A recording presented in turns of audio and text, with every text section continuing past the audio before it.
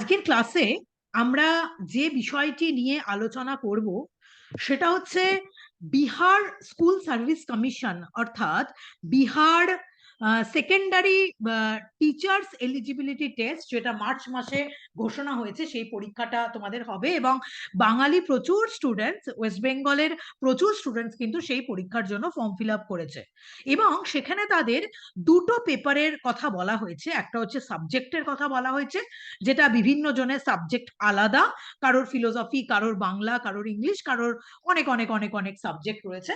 But general paper যেটা রয়েছে, সেই জেনারেল পেপারের যে সিলেবাস, সেই সিলেবাস কিন্তু সবার জন্যই সেম। হ্যাঁ, অর্থাৎ তুমি বাংলা নিলেও সেই জেনারেল পেপারই তোমাকে পড়তে হবে, ফিলোসফি নিলেও সেই জেনারেল পেপারই তোমাদের পড়তে হবে। ও যাই হোক, অনেকেই আমার আমার পরিচয় তোমরা অনেকে জানতে চেয়েছিলে আজকে গ্রুপের মধ্যে। যেহেতু তোমরা আমার সাথে পরিচিত নও পূর্বে, অর্থাৎ আজকেই আমাদের প্রথম পরিচয় হচ্ছে। আমার নাম, আমি doctor Poulami Chakraborty, assistant professor, department of philosophy, Balurghat college. আমি বালুরঘাট কলেজ, দক্ষিণ দিনাজপুরের অন্তর্গত বালুরঘাট কলেজের আমি দর্শন বিভাগের অ্যাসিস্ট্যান্ট প্রফেসর। হ্যাঁ, আমি এই বিষয়গুলো অনলাইনে আমার একটা ছোট্ট টিম রয়েছে বলতে পারো, আমার স্টুডেন্টসদের নিয়ে একটা ছোট্ট গ্রুপ রয়েছে বলতে পারো, খুবই ছোট একটা গ্রুপ, সেটা হচ্ছে দর্শন পরিবার। এবং এই দর্শন পরিবারে আমি নেট সেটের জন্য, এসএলএসটির জন্য বিভিন্ন জেনারেল পেপারের বিষয়ের উপর আমি ক্লাস নিয়ে থাকি। এইবার আমার এটা জানাই ছিল না যে বিহার স্কুল সার্ভিস কমিশনের পরীক্ষার জন্য হয়তো তোমরা ফর্ম ফিল আপ করবে, এটা আমার ভাবনাতে ছিল না। কারণ কখনো এটা ভাবা যেত না যে পশ্চিমবঙ্গের ছেলেমেয়েরা বিহারে যাচ্ছে পরীক্ষার জন্য। হ্যাঁ, তার বড় কারণটা তো এটাই যে পশ্চিমবঙ্গে চাকরির এই মুহূর্তে ভীষণ অভাব এবং স্টুডেন্টসরা অত্যন্ত পরিশ্রম করছে। যাই হোক, তো তার মধ্যেও একটা এটা সুখবর যে মাদ্রাসা সার্ভিস কমিশনের ডেট ঘোষণা হয়েছে পরীক্ষার, সেটা তোমাদের জন্য খুব ভালো। তাহলে এখনই একসাথে দুটো পেপারের জন্য, দুটো পরীক্ষার জন্য তোমাদের ইকুয়ালি প্রিপারেশন নিতে হবে, যারা মাদ্রাসার এক্সাম দিচ্ছ এবং যারা বিহার স্কুল সার্ভিস কমিশনের এক্সাম দিচ্ছ।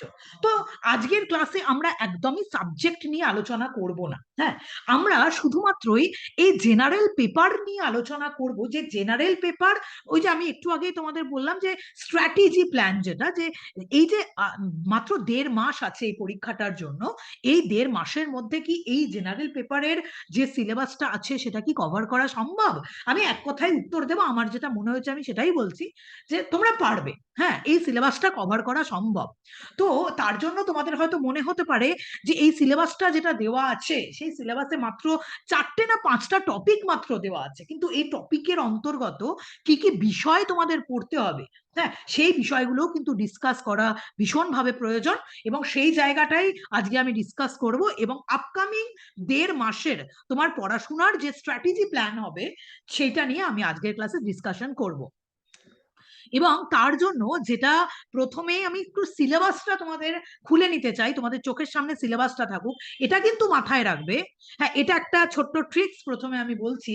যে কোনো চাকরির পরীক্ষা কোয়ালিফাই করতে গেলে, যে কোনো, হ্যাঁ, যে কোনো সাবজেক্টের তুমি হও না কেন, প্রথমেই যদি তুমি সিলেবাসটা ভালো করে দেখো বা সিলেবাসটা ভালো করে পড়ো, হ্যাঁ, তাহলে কিন্তু অনেক কিছু তুমি সেখান থেকে কভার করতে পারো, অনেক প্রশ্ন তুমি সেখান থেকে পেতে পারো।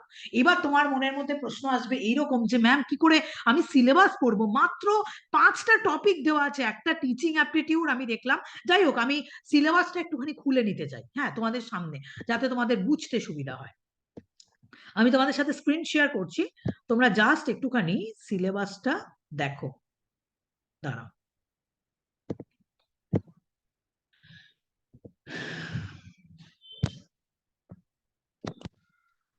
দেখো এই সিলেবাসটা তোমরা কি একটু দেখতে পাচ্ছ সবাই স্ক্রিনে? একটু কেউ বলো যে সিলেবাসটা কেউ দেখতে হ্যাঁ ম্যাম, পাচ্ছ? দেখা যাচ্ছে। আচ্ছা, দেখা যাচ্ছে। দেখতে এইবার পাচ্ছি। তুমি দেখো, এই খুব ভালো করে বুঝবে পুরো ব্যাপারটা। হ্যাঁ, মানে যে কোনো চাকরির পরীক্ষা কোয়ালিফাই করতে গেলে, হ্যাঁ, অনেক বেশি পড়াশোনা করার থেকে বেশি প্রয়োজন। হ্যাঁ, অনেক বেশি তো নিশ্চয়ই পড়াশোনা করতে হয়, হ্যাঁ, হার্ড ওয়ার্ক তো নিশ্চয়ই করতে হয়, কিন্তু সেই হার্ড ওয়ার্কটা স্মার্টলি করতে হয়। হ্যাঁ, স্মার্টলি হার্ডওয়ার্কটা তুমি যদি করো তাহলে কিন্তু যে কোনো চাকরির পরীক্ষাতে তুমি সফল হতে পারবে, তোমার কোনো ধরনের কোনো অসুবিধা হবে না। আজকে আমি জেনারেল পেপারের যে সিলেবাস সেটা নিয়ে আলোচনা করছি, এবং প্রথমেই যেটা ইউনিট 1টা তো দেখলাম টোটালটাই যে কোনো সাবজেক্টের সিলেবাস দেওয়া আছে। হ্যাঁ, এবং সেই সিলেবাস অনুযায়ী কিন্তু শুধুমাত্র ফিলোসফি স্টুডেন্টসদের জন্য আমি আমার দর্শন পরিবারের অ্যাপে অলরেডি প্রচুর ক্লাস, 57 ক্লাস, আমাকে কেউ একজন একটু আগে বললো, সুমন বা কেউ বললো যে 57টা ক্লাস অলরেডি আপলোড করা আছে। আরো অনেক ক্লাস, আরো 50-60টা ক্লাস সেখানে আপলোড হবে, সেটা নিয়ে আমি আজকে আলোচনা করছি না। কিন্তু এই যে ইউনিট 2 এর যে সিলেবাসটা রয়েছে সেখানে দেখো কিভাবে মার্কসটা করা রয়েছে। মার্কসটা এইভাবে রয়েছে যে art of teaching and other স্কিলে তোমার টোটাল 50 মার্কস রয়েছে, 50 নাম্বার রয়েছে art of teaching and other স্কিলসে। এবার এই art of teaching and other skills এর মধ্যে আর্ট অফ টিচিং এ তোমার রয়েছে 30 নাম্বার। তার মানে আমি যদি ধরি, যদি এক একটা প্রশ্ন 2 নাম্বারের হয়, মনে হয় এক একটা প্রশ্ন 2 নাম্বারেরই হবে, আই থিঙ্ক সো, এক একটা প্রশ্ন 2 নাম্বারেরই হবে, তাই তো? ঠিক বলছি তো? বলেছে তো ওখানে? 1 নাম্বারের থাকবে। ও, 1 নাম্বারের যদি এক একটা প্রশ্ন Yes. হয় তাহলে তোমাকে মাথায় রাখতে হবে যে টিচিং অ্যাপটিটিউড থেকে টোটাল কিন্তু তোমার 30 খানা প্রশ্ন আসবে, 9টা ম্যাটার অফ যোগ। ঠিক আছে, 9টা ম্যাটার অফ যোগ, টিচিং অ্যাপটিটিউড থেকেই শুধুমাত্র তোমার 30টা প্রশ্ন আসবে, এবং আদার স্কিলস এর থেকে তোমার 20টা প্রশ্ন থাকবে। হ্যাঁ, এবং সেই জায়গাটা কিন্তু তোমাকে আলাদা করে দিয়েছে। আমি টিচিং অ্যাপটিটিউডে আমি আসছি। হ্যাঁ, আমার টিচিং অ্যাপটিটিউডে এখানে সিলেবাসটা এমন ভাবেই দেওয়া আছে যেটা নেট সেটের টোটাল সিলেবাসের সাথে মিলে যায়। ঠিক আছে, আমি আসছি টিচিং অ্যাপটিটিউডে। এবার আদার্স যে স্কিল, সেখানে 20 নাম্বারের মার্কস রাখা হয়েছে, এবং সেখানে কিন্তু 4টে বিষয় রাখা হয়েছে, সেটা হচ্ছে general knowledge, environmental science, mathematical aptitude and logical reasoning. যেইখান থেকে তোমার 4টে টপিক যদি হয়, 20টা নাম্বার যদি হয়, তাহলে প্রত্যেকটা ইচ অ্যান্ড এভরি টপিক থেকে তোমার 5টা করে প্রশ্ন আসবে। তার মানে টিচিং অ্যাপটিটিউড থেকে তোমার 30টা প্রশ্ন, আর বাকি আদার স্কিলস থেকে ইচ গ্রুপ থেকে তোমার 5টা করে প্রশ্ন আসবে, যার মধ্যে general knowledge, environmental science, mathematical aptitude, logical reasoning, এই সব কটার সিলেবাসই কিন্তু নেটের পেপার 1-এর সঙ্গে কিন্তু পুরো সিলেবাসটা এখানে মিলে যায়। তার মানে তোমাকে এটা ভাবতে হবে যে টিচিং অ্যাপটিটিউড বা আদার স্কিলস গুলো যেগুলো রয়েছে, এটার উপরেও তোমাকে ইকুয়াল গুরুত্ব দিতে হবে। এবং তুমি এটা ভাবতে পারো যে তুমি যদি লজিক্যাল রিজনিং পোর্শনটা ভালো করে করে যাও, ম্যাথমেটিক্যাল অ্যাপটিটিউডের পোর্শনটা ভালো করে করে যাও, এবং তার সাথে টিচিং অ্যাপটিটিউড তুমি যদি খুবই ভালো করে পড়ে যাও, এইটুকু আমি বলতে পারি যে তুমি কোয়েশ্চেন কমন পেয়ে যাবে। টু দা পয়েন্ট এই বিষয়গুলোকে কিন্তু পড়তে হবে, টু দা পয়েন্ট এই বিষয়গুলোকে কিন্তু আলোচনা করতে হবে।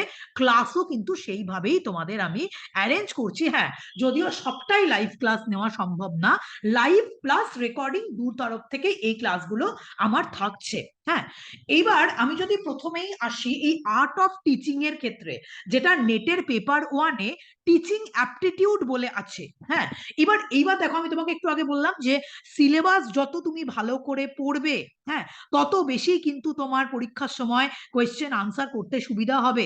সেটা কি করে পসিবল? এই যে আর্ট অফ টিচিং এর মধ্যে এই যে 12টা সাব টপিক আছে, এগুলোকে বলে সাব টপিক আছে, এই সাব টপিক গুলো কিন্তু তোমাকে ভালো করে দেখতে হবে, এই সাব টপিক গুলো কিন্তু তোমাকে ভালো করে জানতে হবে। অ্যাট ফার্স্ট যদি আমি 1 নাম্বার পয়েন্টে আসি, সেই 1 নাম্বার পয়েন্ট হচ্ছে, দাঁড়াও সবাই জয়েন করছে এখন, 1 নাম্বার পয়েন্ট যেটা আছে সেটা হচ্ছে টিচিং অ্যান্ড লার্নিং। হ্যাঁ, মিনিং, প্রসেস অ্যান্ড ক্যারেক্টারিস্টিক্স। অর্থাৎ তোমরা যখন বিহার স্কুল সার্ভিস কমিশনের পরীক্ষা দিতে যাচ্ছ, তার মানে তোমাকে ভাবতে হবে যে তুমি টিচার হতে যাচ্ছ, এবং এই টিচার হওয়ার জন্য টিচারদের কিছু মিনিমাম ক্রাইটেরিয়া থাকতে হয় একজন ভালো আদর্শ টিচার হওয়ার জন্য। তুমি পরীক্ষায় প্রচুর নাম্বার পেতে পারো, হ্যাঁ, হয়তো তোমার একাডেমিক কোয়ালিফিকেশন ভীষণ ভালো, কিন্তু তার মানেই এটা নয় যে তুমি কিন্তু একজন ভালো টিচার।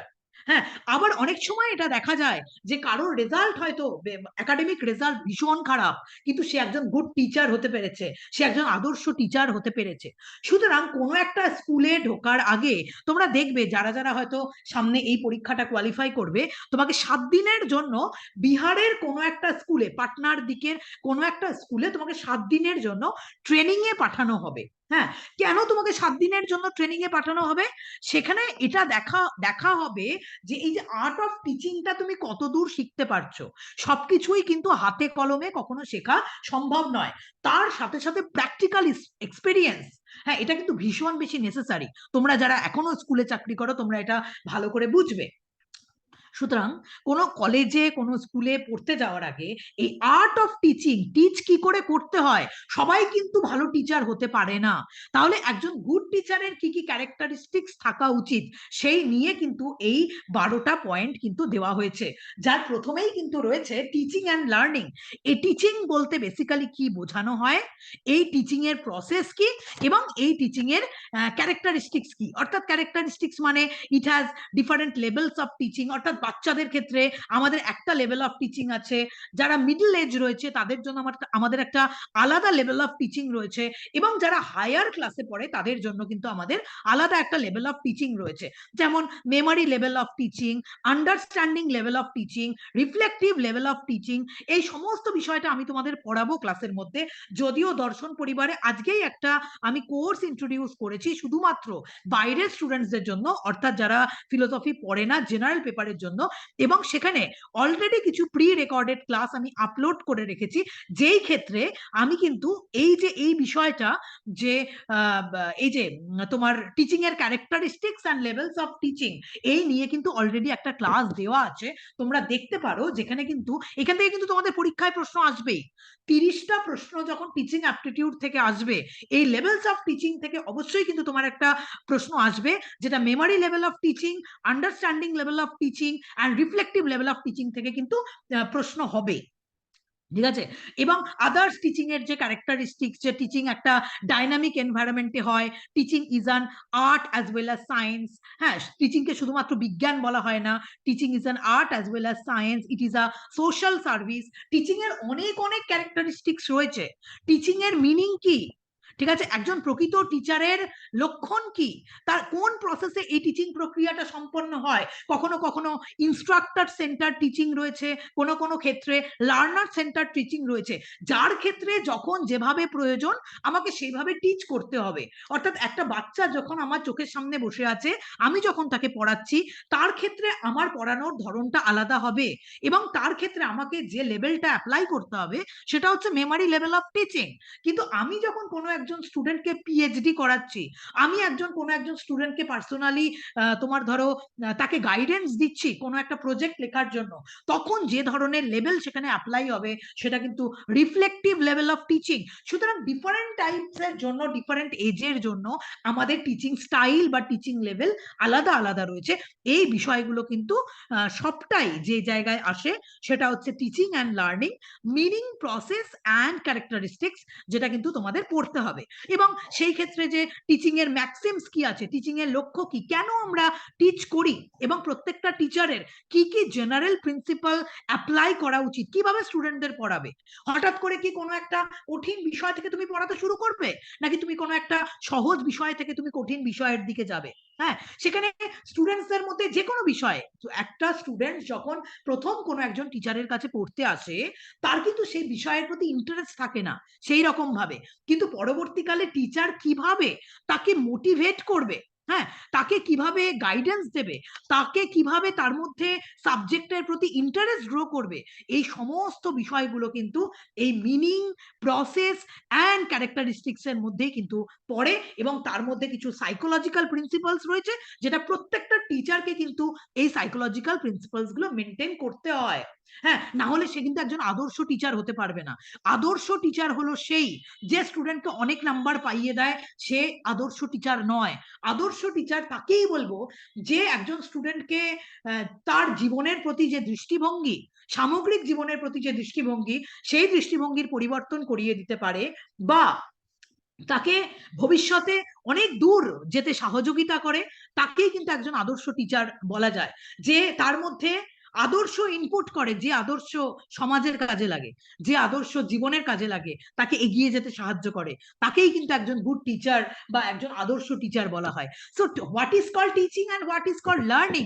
টিচিং এবং লার্নিং একে অপরের সঙ্গে ওতপ্রোতভাবে জড়িত। কারণ আমি তোমাকে টিচ করছি আর তুমি সেখান থেকে কিছুই শিখছো না, তোমার লার্নিং কিছু হচ্ছে না, তাহলে কিন্তু সেই বিষয়ে কখনোই কিছু ফ্রুটফুল হবে না। টিচিং অ্যান্ড লার্নিং একে অপরের সাথে ওতপ্রোতভাবে জড়িত। এখানে কি কি প্রসেস রয়েছে, কি কি ক্যারেক্টারিস্টিক্স রয়েছে, এর মিনিংটা কি, সেটা কিন্তু টিচিং অ্যান্ড লার্নিং এর মধ্যে ইনক্লুডেড, টিচিং অ্যাপটিটিউডের মধ্যে। এইবার সেকেন্ড টপিকটা খুব ইম্পর্টেন্ট, যেটার উপরেও ক্লাস অলরেডি আপলোড রয়েছে ইয়েতে, অ্যাপে, সেটা হচ্ছে teaching objectives and instructional objectives, meaning and types and blooms taxonomy. তুমি গ্যারেন্টি দিয়ে আমি তোমাকে এইটুকু বলতে পারি যে তোমার ব্লুমস ট্যাক্সোনমি থেকে কিন্তু প্রশ্ন থাকবেই। অলরেডি অ্যাপে আমি ব্লুমস ট্যাক্সোনমির উপরে ক্লাসেস আপলোড করেছি দুটো, এখান থেকে কিন্তু প্রশ্ন থাকবে। এবং টিচিং এর অবজেক্টিভস, টিচিং এর লক্ষ্য, হ্যাঁ, এবং তার যে টাইপস রয়েছে, এই টাইপস গুলো নিয়েও কিন্তু এখানে পূর্ণাঙ্গ আলোচনা রয়েছে। হ্যাঁ, টিচিং এর তো নিশ্চয়ই কোনো লক্ষ্য আছে, হ্যাঁ, কোন লক্ষ্যে টিচিং এগিয়ে চলেছে, হ্যাঁ, সেই বিষয়টা কিন্তু এই সেকেন্ড টপিকে আলোচনা রয়েছে। এবং এই সেকেন্ড টপিকের মধ্যে blooms taxonomy is very very important. এটা নেটের সিলেবাস এবং এই বিহার স্কুল সার্ভিস কমিশনের সিলেবাস, এটা কিন্তু মেনলি একই। এইবার 3 নাম্বার পয়েন্টটা তো ভেরি ভেরি ইম্পর্টেন্ট, সেটা হচ্ছে টিচিং মেথড। হ্যাঁ, types and it characteristics, merit and demerit of method, এখান থেকে তোমার প্রশ্ন আসবে। ঠিক আছে, কারণ এখানে তোমার মাথায় রাখতে হবে যে এখানে আমাদের সচরাচর এটা বলা হয় যে তিনটে আমাদের টিচিং মেথড রয়েছে। হ্যাঁ, একটা হচ্ছে লার্জ গ্রুপ মেথড, একটা হচ্ছে স্মল গ্রুপ মেথড, এবং আরেকটা হচ্ছে ইন্ডিভিজুয়ালাইজড মেথড। তিনটে মেথডে কিন্তু একজন টিচার একজন স্টুডেন্টকে টিচ করে বা লেখাপড়া শেখায়। হ্যাঁ, লার্জ গ্রুপ মেথড মানে, অর্থাৎ তোমার সামনে যখন 2000 স্টুডেন্ট বসে আছে বা তোমার সামনে 1000 স্টুডেন্টস বসে আছে, এবং এই 1000 স্টুডেন্টসকে পার্টিকুলার অ্যাটেনশন দেওয়া তোমার পক্ষে কখনোই সম্ভব হয় না। সেখানে টিচাররা সাধারণত কি করেন, যখন দেখেন যে তার সামনে লার্জ গ্রুপ অফ স্টুডেন্টস বসে রয়েছে, তিনি কিন্তু সেখানে লেকচার মেথডে পড়ান, বা সেখানে অনেক ক্ষেত্রে তোমরা দেখতে পাবে টিভি বা ভিডিও প্রেজেন্টেশন সেখানে হয়। হ্যাঁ, কারণ পার্টিকুলারলি প্রত্যেকটা স্টুডেন্টকে ইকুয়াল কেয়ার করা কোনো একজন টিচারের পক্ষে সেখানে কোনোভাবেই সম্ভব হয় না। সুতরাং লার্জ গ্রুপ অফ স্টুডেন্টস এর কাছে টিচার কিন্তু একরকম ভাবে বিষয়টাকে প্রমোট করেন।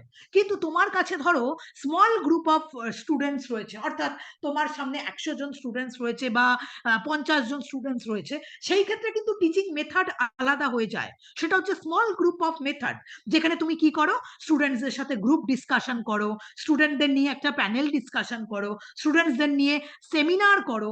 এইখানে খুব গুরুত্বপূর্ণ একটা শব্দ, brain storming.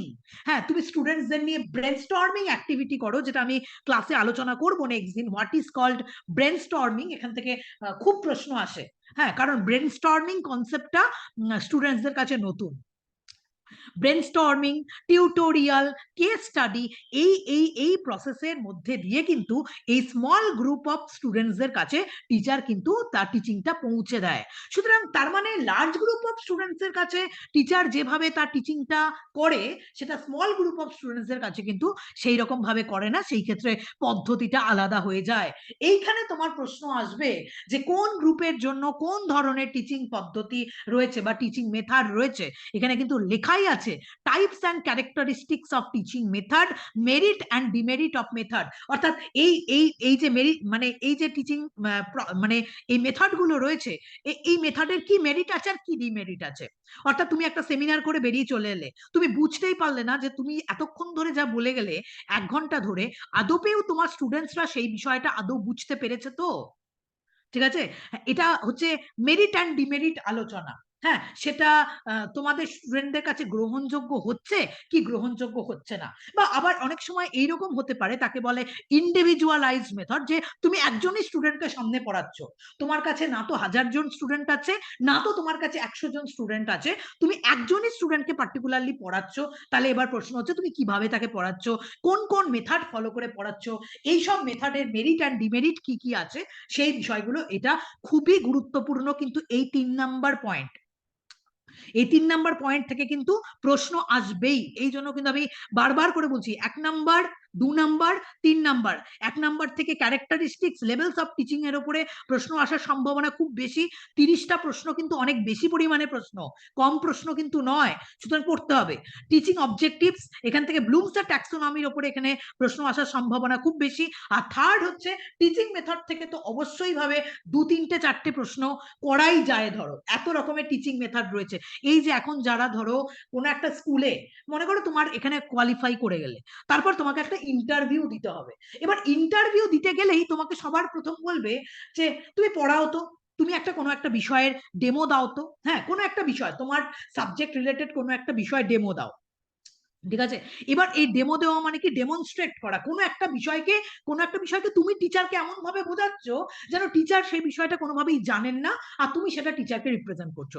This is called demonstration, and demonstration is a method, it is a teaching method, ঠিক আছে? ডেমনস্ট্রেশন। তো এই সমস্ত কিছু কিন্তু সবটাই এই টিচিং মেথডের মধ্যে কিন্তু ইনক্লুড হয়ে যায়। এটা কিন্তু খুব ভালো করে এই টপিকটা কিন্তু তোমরা ভালো করে পড়বে। হ্যাঁ, তারপরে হচ্ছে লেসন প্ল্যান। হ্যাঁ, টাইপস অ্যান্ড ফরম্যাট, যে তুমি যে সারা বছরের যে লেসন প্ল্যান থাকে, সেই লেসন প্ল্যানটা কিভাবে তুমি করবে, তোমার যে কারিকুলাম, হ্যাঁ কারিকুলামটাকে তুমি কিভাবে সেট করবে, তোমার কি কি টাইপস অ্যান্ড তার ফরম্যাট হওয়া উচিত, যেভাবে তুমি লেসন প্ল্যানটা করবে, সেটা কিন্তু এখানে দেওয়া আছে। লেসন প্ল্যান কিন্তু ভীষণ ইম্পর্টেন্ট। এখন দেখবে যে কোনো সিবিএসসি বোর্ডের স্কুলে, তুমি দেখবে অল ওভার ইন্ডিয়াতে যে স্কুলগুলো সবচেয়ে বেশি চলছে, সেটা সিবিএসসি বোর্ডের স্কুল কিন্তু সবচেয়ে বেশি চলে। কেন বলতো? তার একটা বড় কারণ হচ্ছে তাদের লেসন প্ল্যানটা খুব ভালো। একদম বছরের প্রথমেই একদম পুরো সিলেবাসটাকে তাদের ভাগ করে দেওয়া থাকে। ফার্স্ট ইউনিটে এইটুকু বিষয় তোমাদের পড়তে হবে, এই বই থেকে পড়তে হবে। সেকেন্ড ইউনিটে এইটুকু বিষয় থেকে পড়তে হবে। তারপরে তোমাদের হাফ ইয়ারলি পরীক্ষা হবে। হাফ ইয়ারলি পরীক্ষা টোটালটাই ফার্স্ট ইউনিট এবং সেকেন্ড ইউনিটের মতো হাফ ইয়ারলি পরীক্ষা হবে। তারপরে থার্ড ইউনিট হবে, তারপরে ফোর্থ ইউনিট হবে, এবং তারপরে কিন্তু তার একটা অ্যানুয়াল এক্সামিনেশন হবে। হ্যাঁ, সো এই এক্সামিনেশন যে সিস্টেমটা, টোটালটাই কিন্তু এই লেসন প্ল্যানের উপরে দাঁড়িয়ে আছে, যে তুমি কিভাবে লেসন প্ল্যান করছো, কোন কোন ধরো টপিকের পর কোন চ্যাপ্টারটা তুমি পড়াবে। তুমি এখনকার দিনে তুমি খেয়াল করে দেখবে, যারা বাচ্চা অনেকে রয়েছে, যে 1 নাম্বার চ্যাপ্টারের পরেই যে 2 নাম্বার চ্যাপ্টার পড়ানো হচ্ছে তা না। অনেক সময় দেখবে যে 1 নাম্বার চ্যাপ্টার পড়ানো হচ্ছে, তারপরে রিলেটেড 5 নাম্বার চ্যাপ্টার পড়ানো হচ্ছে, তারপরে রিলেটেড 7 নাম্বার চ্যাপ্টার পড়ানো হচ্ছে। কেন? এটা লেসন প্ল্যান। লেসন প্ল্যান করা থাকে এইভাবে। এই লেসন প্ল্যানটা কিন্তু খুবই গুরুত্বপূর্ণ, যে পুরো বছর ধরে স্কুল কিভাবে এই লেসন প্ল্যানটা মেনটেন করবে। হ্যাঁ, তো 4 নাম্বার পয়েন্ট যেটা আছে, যে এই types and format of lesson plan, এটা তোমাদের এখান থেকে পড়তে হবে। এইবার 5 নাম্বার পয়েন্টটা তো তোমাদের সকলের জানা উচিত, কারণ সবাই তোমরা স্কুল সার্ভিস কমিশনের জন্য পড়াশোনা করছো। তোমরা মাদ্রাসা স্কুল সার্ভিস কমিশন, তারপরে আমাদের West Bengal school service commission, আর বিহার স্টেটের পরীক্ষার জন্য খাটাখাটি করছো। সুতরাং তোমাদের সবার বিএড করা আছে, এটা আমি তো ধরে নিতেই পারি। তোমাদের সবার বিএড করা আছে বলে তুমি পরীক্ষাটা দিতে পারছো। সেখানে মাইক্রো টিচিং কি, এটা তো নতুন করে তোমাদের কিছু বলার নেই। হ্যাঁ, তোমরা হয়তো এই বিষয়গুলো, ইনস্ট্রাকশনাল অ্যানালিসিস, মাইক্রো টিচিং, এগুলো বিষয় তোমরা পড়ে এসছো। হ্যাঁ, আমার এগুলো নতুন করে বলার কিছু নেই। What is call micro teaching, আমি আমার ক্লাসে মাইক্রো টিচিং নিয়ে আলোচনা করব। এইবার 6 নাম্বার পয়েন্ট হচ্ছে এফেক্টিভ ইকোসিস্টেম অফ ক্লাসরুম। একটা আদর্শ ক্লাসরুম কিরকম হতে পারে। এখন অফলাইনের থেকে অনলাইন ক্লাসরুমের গুরুত্ব অনেক বেশি হয়ে গেছে, আমি যা দেখতে পাচ্ছি। তবুও অফলাইন ক্লাসরুমের গুরুত্ব যে একেবারেই কমে গেছে তা তো নয়, কারণ স্কুলে কলেজে এখনো তো অফলাইন ক্লাসেসই চলছে। হ্যাঁ, কিন্তু অবশ্যই একটা বড় জায়গা, যে আগামী 10 বছর বাদে, হ্যাঁ, কতদূর অফলাইন মোডে পড়াশোনা হবে, এটা কিন্তু অনেক ভাবনা চিন্তা করার মতো জায়গায় রয়েছে। হ্যাঁ, কারণ যেহেতু আমাদের ইন্ডিয়া গভর্নমেন্ট টোটালটাই অনলাইন মোডে, হ্যাঁ, এই বিষয়টাকে কিন্তু পড়াশোনাটাকে তারা প্রমোট করছেন। বিভিন্ন ধরনের সাইট, স্বয়ং প্রভা, বিভিন্ন ধরনের দীক্ষা পোর্টাল, বিভিন্ন ধরনের পোর্টালের মধ্যে দিয়ে স্টুডেন্টসদের কাছে, মাস স্টুডেন্টসদের কাছে তারা পৌঁছতে চাইছে। তাদের একটাই বক্তব্য আমাদের গভর্নমেন্ট অফ ইন্ডিয়ার, যে টাকা পয়সার জন্য যেন কারোর পড়াশোনা কখনো না আটকায়। এই জন্য প্রত্যন্ত গ্রামের ছেলেমেয়েরাও যেন বিভিন্ন ধরনের ভালো ভালো কোর্সগুলো অ্যাক্সেস করতে পারে, তার জন্য কিন্তু তারা একটা সিস্টেম চালু করেছে। হ্যাঁ, কিন্তু এখানে তোমাকে পড়তে হবে যে এফেক্টিভ ইকোসিস্টেম অফ ক্লাসরুম, অর্থাৎ একটা আদর্শ ক্লাসরুমে টিচার কিরকম ভাবে বিহেভ করবে, স্টুডেন্টস কিরকম বিহেভ করবে, হ্যাঁ, একটা আদর্শ ক্লাসরুম কিরকম হওয়া উচিত, সেই বিষয়টা কিন্তু 6 নাম্বার পয়েন্টে আলোচনা আছে। 7 নাম্বার পয়েন্টটা তো ভীষণ গুরুত্বপূর্ণ। এটা স্টুডেন্টসদের এটা অভাব রয়েছে, কারণ বর্তমান যুগে স্টুডেন্টসরা নোটে বিশ্বাসী। আমাকে নোট দিন। ক্লাস 11 এর স্টুডেন্টস তো বলছে আমাকে নোট দিন। যারা স্কুল সার্ভিস কমিশনের পরীক্ষা দিতে যাবে, হ্যাঁ, হয়তো এই যে মার্চ মাসে পরীক্ষা, তারা আজকে আমাকে বলছে যে ম্যাম আপনি একটা কোর্স চালু করুন এখন থেকে। ঠিক আছে, ভাবো, মানে তারা এতদিন ধরে কিছু করলো না, তারা আজকে হঠাৎ করে মনে হলো যে এইমাত্র নোটিফিকেশনটা এলো যে এইবার ম্যাম আপনি একটা কোর্স চালু করুন। হ্যাঁ, মানে তার কোনো আইডিয়া নেই, ম্যাম আপনি নোট দিন। কন্টিনিউ যেটা আসে, ম্যাম আপনি নোট দিন। হ্যাঁ, 11 স্টুডেন্টসরা আমাকে এটা অ্যাপ্রোচ করছে বিভিন্ন হোয়াটসঅ্যাপ থেকে যে আপনি ম্যাম আমাকে নোট দিন না। মানে তারা জানে না what is call text book, আমাদের টেক্সট বুক কি পড়া উচিত, এবং লাইব্রেরির সংজ্ঞাটাই তারা ভুলে গেছে। হ্যাঁ, যে স্কুল বা কলেজে বা ইউনিভার্সিটিতে যে এত বড় বড় লাইব্রেরি রয়েছে, লাইব্রেরিতে যে এত ভালো ভালো টেক্সট বুক রাখা হয়েছে, সেই বিষয়টা।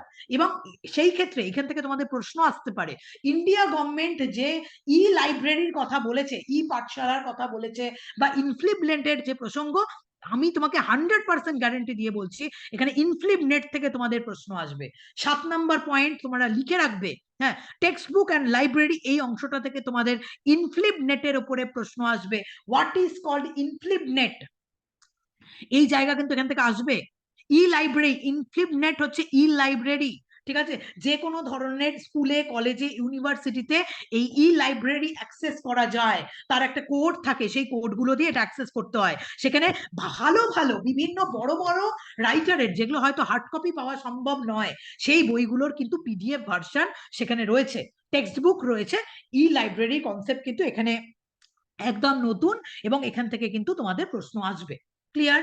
টেক্সট বুক অ্যান্ড লাইব্রেরি, তার মধ্যে লিখেই রাখো তোমরা ই লাইব্রেরি তোমাকে পড়তে হবে। ইনফ্লিপ নেটের প্রসঙ্গ তোমাকে এখানে জানতে হবে। স্বয়ংপ্রভা এগুলো তো আছেই, আমি পরে বলছি, এখানে ইনফ্লিপ নেটের প্রসঙ্গ আসবে। 8 নাম্বার পয়েন্টে তোমাদের বলেছে যে কোয়ালিটিস অফ টিচার। ও, এটা তো খুব ইম্পর্টেন্ট, যে একজন ভালো টিচারের কি কি গুণ থাকা উচিত, কি কি কোয়ালিটিস থাকা উচিত, কি কি সদ্গুণের তাকে অধিকারী হতে হবে। হ্যাঁ, তোমার মধ্যে যদি সদ্গুণ না থাকে, তুমি তোমার টিচারকে তো তুমি তোমার স্টুডেন্টসকে তো সেই সদ্গুণ শেখাতে পারবে না। তোমার মধ্যে যে বিষয়টা নেই, তুমি কি করে তোমার স্টুডেন্টসদের শেখাবে? সুতরাং qualities of a good teacher, একজন আদর্শ টিচারের কি কোয়ালিটি হওয়া উচিত। হ্যাঁ, এবং সেখানে তারা ধরো তার যে ক্যারেক্টারিস্টিক্স, তার যে চারিত্রিক গুণাবলী, হ্যাঁ, সেই চারিত্রিক গুণাবলী, এবং স্টুডেন্টসদের সাথে সে কিরকম বিহেভিয়ার করবে। দেখো, ক্লাসের মধ্যে সব স্টুডেন্টসদের যে আইকিউ লেভেল সমান থাকে, একেবারেই তা থাকে না। কিছু স্টুডেন্টস অনেক বেশি আইকিউ লেভেল তার স্ট্রং থাকে, আবার কিছু কিছু স্টুডেন্টস এর আইকিউ লেভেল খুব বেশি থাকে। হ্যাঁ, যারা বেশি থাকে তারা তোমার কথা এক বাক্যে ধরে ফেলতে পারলেও কোনো অসুবিধা নেই, কিন্তু যারা দুর্বল, যাদের আইকিউ দুর্বল, যারা তোমার কথা ধরতে পারছে না, তুমি তাদের সাথে মিসবিহেভ করবে? তুমি ক্লাসের মধ্যে গিয়ে তাদের মারবে? হ্যাঁ, তাহলে কি সে তোমার কাছে কিছু শিখতে পারবে না, সে তোমার কাছে ভয় পাবে? So what is the qualities of a good teacher, একজন আদর্শ টিচারের কি কোয়ালিটি হওয়া উচিত, এই বিষয়গুলো কিন্তু তোমাকে পড়তে হবে বা জানতে হবে। হয়তোবা এই বিষয়গুলো তোমাদের ভালো করে জানলে, প্রত্যেকটা সিলেবাসের কমন টপিক এগুলো থাকে। কেন বলো তো? তোমরা তো সত্যি সত্যি ভবিষ্যতে টিচার হতে যাচ্ছ। টিচার হতে গেলে কি কোয়ালিটি তোমার মধ্যে থাকা উচিত, সেটা যদি তুমি জেনে যাও, সে বিষয়টা যদি আত্মস্থ করে যাও, তাহলে তোমার স্টুডেন্টসদের জন্য সেটা অনেক বেশি পরিমাণে মঙ্গল। তাহলে এটা হয়ে গেল 8 number point, qualities of teacher. এইবার 9 নাম্বার পয়েন্ট দেখো। 9 নাম্বার পয়েন্ট হচ্ছে, এটা আরো বেশি ইম্পর্টেন্ট, এটার উপরেও একটা ক্লাস আমি অলরেডি আপলোড করেছি, নেক্সট ক্লাস আমি নেব। সেটা হচ্ছে evaluation and assessment for learning. এই যে আমরা রেজাল্ট দিই স্টুডেন্টসদের, আমরা যে মূল্যায়ন করি, ইভালুয়েশন কথাটার মানে মূল্যায়ন করি। বিভিন্ন ধরনের ইউনিট টেস্ট নিই, ইউনিট টেস্টের মাধ্যমে স্টুডেন্টসদের মূল্যায়ন করা হয় যে সে কেমন পড়াশোনা করছে। এই মূল্যায়ন কি শুধুমাত্র ওই টেস্টের মধ্যেই সীমাবদ্ধ থাকে, নাকি টিচাররা বরাবর যখন ক্লাস নেয় তার মূল্যায়ন অলরেডি চলতে থাকে, কম্প্রিহেন্সিভ মূল্যায়ন চলতে থাকে তার? এবং সেই ক্ষেত্রে বিভিন্ন প্রকার মূল্যায়ন বা ইভালুয়েশন সিস্টেমের কথা বলা হয়, যেমন placement evaluation, formative evaluation, summative evaluation, সমস্ত ধরনের ইভালুয়েশন সিস্টেম এখানে আলোচনা করা হয়। অর্থাৎ তুমি বার্ষিক একটা কোনো পরীক্ষা নিচ্ছ, ইয়ারলি একটা এক্সাম নিচ্ছ, সেই এক্সামের মাধ্যমেই কি শুধুমাত্র স্টুডেন্টসদের তুমি ইভালুয়েট করবে, নাকি প্রত্যেক দিন তুমি যখন ক্লাসে যাও, ক্লাসে গিয়ে স্টুডেন্টদের সাথে কথা বলো, তার মধ্যে দিয়েই তো স্টুডেন্টদের ইভালুয়েশন হয়ে যায়? হ্যাঁ, এই যে আমি বলছি যে আমি এখন তোমাদেরকে দেখতে পাচ্ছি না, হ্যাঁ, কিন্তু আমি এইটুকু বলতে পারি, আমি ইভালুয়েট করতে পারি এটা, যে কোন স্টুডেন্টস পড়াশোনা করছে এবং কোন স্টুডেন্টস পড়াশোনা করছে না। এটা কমপ্লিট ইভালুয়েট করা যায় তোমাদেরকে না দেখলেও। ঠিক আছে? This is called evaluation system and assessment system. এবং এই ক্ষেত্রে একটা গুরুত্বপূর্ণ প্রশ্ন আসা উচিত আমার মনে হয়, আমি তো আর প্রশ্ন করছি না, আসা উচিত, সেটা হচ্ছে ওয়েমার সিস্টেম। হ্যাঁ, এটা জানা উচিত। ওয়েমার সিস্টেম কম্পিউটারাইজড মেথড, যেটা অ্যাসেসমেন্টের যে কম্পিউটারাইজড মেথড, এই নিয়ে কিন্তু প্রশ্ন আসার সম্ভাবনা বেশি। হোয়াট ইজ কল্ড ওয়েমার? ওয়েমারের ফুল ফর্মও কিন্তু তোমার আসতে পারে, এবং সেখানে কিভাবে সেখানে অ্যাসেসমেন্ট হচ্ছে, কোনো একজন টিচারকে কিন্তু হার্ডওয়ার্ক করে অ্যাসেসমেন্ট করতে হচ্ছে না। কোনো একটা কম্পিউটারের নিচে তোমার যখন ওয়েমারটা ফেলা হচ্ছে, 1 সেকেন্ডে হয়তো 100টা ওয়েমার চেক হয়ে বেরিয়ে যাচ্ছে, কে ভুল উত্তর করেছে কি ঠিক উত্তর করেছে। সুতরাং অ্যাসেসমেন্টের যে প্রক্রিয়া, সেই প্রক্রিয়াটা কিন্তু এখন অনেক অনেক পরিবর্তন হয়েছে এই কম্পিউটারের যুগে, ল্যাপটপের যুগে। তো এখানে তোমাকে different kinds of evaluation theory, এটা যেমন তোমাকে পড়তে হবে, যেমন placement evaluation, formative evaluation, diagnostic evaluation and summative evaluation. এই ইভালুয়েশন মেনলি চারটেই, এই চারটে ইভালুয়েশন তোমাকে পড়তে হবে, এবং অ্যাসেসমেন্ট ফর লার্নিং এবং অ্যাসেসমেন্ট সিস্টেমটাকে তোমাকে কিন্তু এখানে জানতে হবে। হ্যাঁ, তারপরে 10 হচ্ছে কারিকুলাম। হ্যাঁ, কি কারিকুলাম তুমি পুরো বছরে সেট করবে, পড়াশোনার সাথে সাথে স্টুডেন্টসদের এক্সট্রা কারিকুলার প্রচুর অ্যাক্টিভিটিস এর কথা বলা হয়, সেগুলো স্কুলে সেট করে দেয়। ঠিক আছে, কোন স্টুডেন্টসদের জন্য, কোন ক্লাসের স্টুডেন্টসদের জন্য কোনটা ভালো হবে, এই বিষয়গুলো টিচারই সেট করে, মানে সেট করে দেন, এবং এটা হচ্ছে কারিকুলাম। দেন হচ্ছে factors affecting teaching and learning. এবং টিচিং এবং লার্নিং এর ক্ষেত্রে, টিচিং এবং লার্নিং এই দুটো শব্দ অবশ্যই মাথায় রাখবে, একে অপরের সঙ্গে ওতপ্রোত ভাবে জড়িত। হ্যাঁ, এবং সেখানে কি কি ফ্যাক্টর কাজ করে, কি কি ফ্যাক্টর এই টিচিং লার্নিং কে এফেক্ট করতে পারে। হ্যাঁ, মাঝখানে কোন বেরিয়ার থাকতে পারে যেগুলো টিচিং লার্নিং কে এফেক্ট করছে, ক্লাসরুম টিচিং লার্নিং কে এফেক্ট করছে, সেই বিষয়গুলো কিন্তু এখানে পড়ানো হয়। অর্থাৎ সিচুয়েশনাল টেস্ট। তোমাকে কোনো একটা পরীক্ষার সময় প্রশ্ন হতে সিচুয়েশন দিয়ে দিল, যে তুমি ক্লাসরুমে গেছো, তুমি দেখছো যে তোমার ক্লাসরুমে একটাও স্টুডেন্টস নেই, একজন স্টুডেন্টস বসে আছে, সেখানে তুমি কি করবে? তুমি দেখছো যে সেই স্টুডেন্টসরা কোনোদিন আসে না, কিন্তু কাল সেদিন প্রথম এসে ক্লাসরুমে বসেছে, তুমি সেক্ষেত্রে কি করবে?